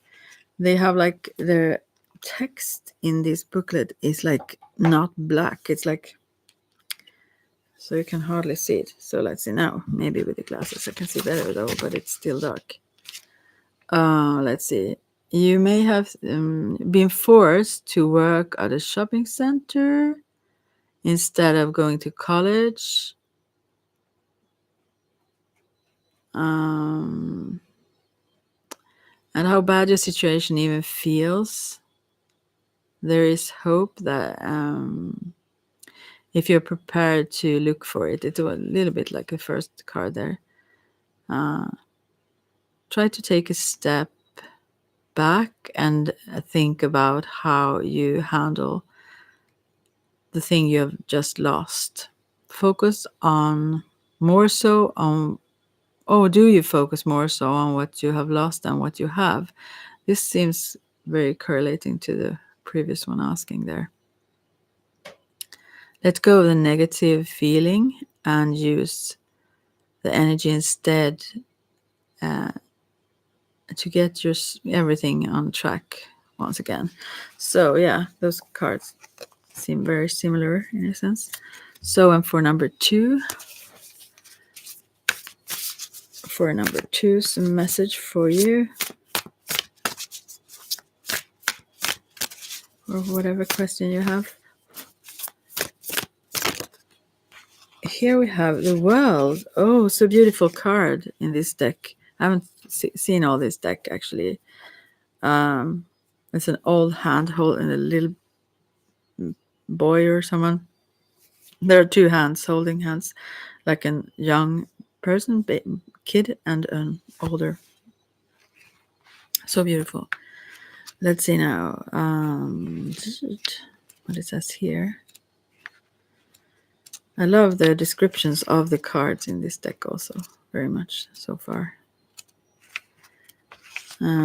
So the world welcome you to look back and celebrate how far you have come. I mean, Hopper and 11 is on a journey that is hard to get through, but eventually they become a family with a bond between them that cannot be erased. And you are close to the end on a journey and reflect over what you have learned with a totally new feeling to be whole and that you have earned. So, and my cat is looking at me like she's really disturbed that I never care for her now. Wow, this is so wonderful, this world card. This is so wonderful. This is a happy conclusion. I mean, this is, you have reached this, you have been doing well. Yeah, is what it says. Now for number 3, the last one, and then I have to care for the baby cat. Hey, baby. Hey, don't touch that. I have some little peyote cactuses that I planted that she wants to touch. Don't. So there are 3 cards for the last one. This is 3 of whatever they're called in the, I don't know in English. It's like those spokes, I think, in the wheels of the bicycles. And then we have that reversed, 3 of spokes, I think, reversed, and then 6 of spokes, and then we have 5 of glass ice cream. I mean, glass is what it's called in Swedish. Ice cream reversed. So let's see. 3 of spokes, I think it's called. This is for number 3 also. Oh, she's given up now. Here, I'm seeing there. Here we are. Even though some friends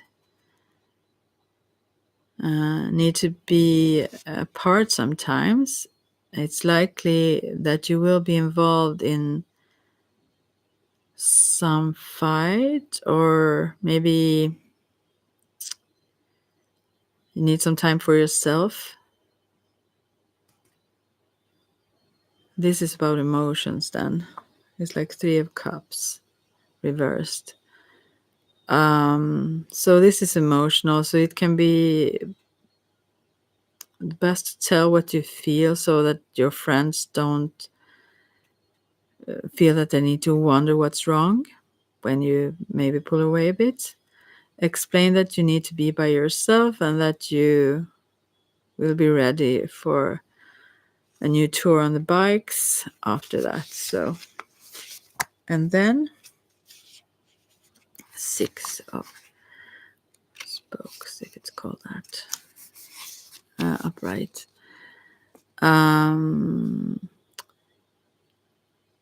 The sentimental nostalgia of six in Spokes. But this is very sweet though, but you look back very much. It brings with you a feeling to be as a child on a, what is it called? Amusement park again, like,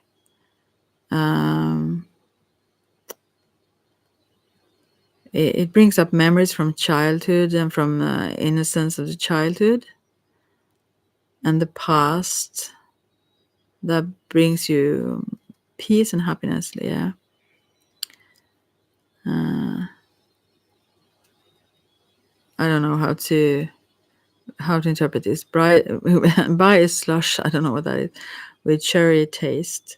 It's time to devote yourself to simple pleasures. Yeah. I think there have been some trouble for someone here, for the 3s here. And to pull away from that and just enjoy the little things and so on. And then we have 5 of ice cream. Hope I said that before. And not like glass. Let's see. Reversed. That's the last word, number 3. It symbolizes that you limit yourself from what you think you're worthy of. You may not feel as cool as you did once, but new doors are opening for you and you get in contact with more meaningful aspects of yourself. How beautiful. And I think this sentimental nostalgia card also shows that this is someone who doesn't feel totally pleased with themselves right now, or where they are at compared to where they have been, and look back to good times, like, and but yeah, all will be well. So you will discover new things. And so meanwhile, enjoy those memories also, and enjoy the good things in life so far. I mean, until you get out of that kind of little bit of funk. I mean, try to look at the good things. Meanwhile, don't be so hard on yourself or judgmental towards yourself. You have a lot now that you didn't have before, I think also is an answer to that. Even though you felt maybe more accomplished previously somehow. Okay, so then I will end this long and struggling, hey baby, long and struggling thing, and prepare this little past life regression that I will do soon. So take care, everyone. And if you have any wishes of what, I don't feel, I've had a lot to do. I don't really feel like I have time to be here, but I enjoy to be here. So if you have any suggestions or so on, what you would want to talk about here or something, just let me know. Yeah. And oh, by the way, he, she, it is not here right now, but about this conflict going on, I wonder how that is for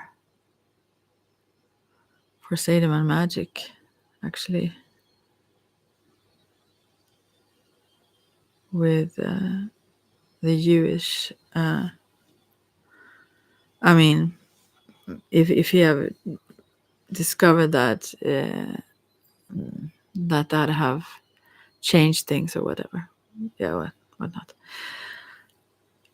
So take care, everyone, and yeah, I'm sure we will talk someday or another. Yeah. And that is another thing. I don't have a professional persona or whatnot. This is how I am. This is what it is, and this is how I am with everyone. So, yeah, I like it that way. Bye for now.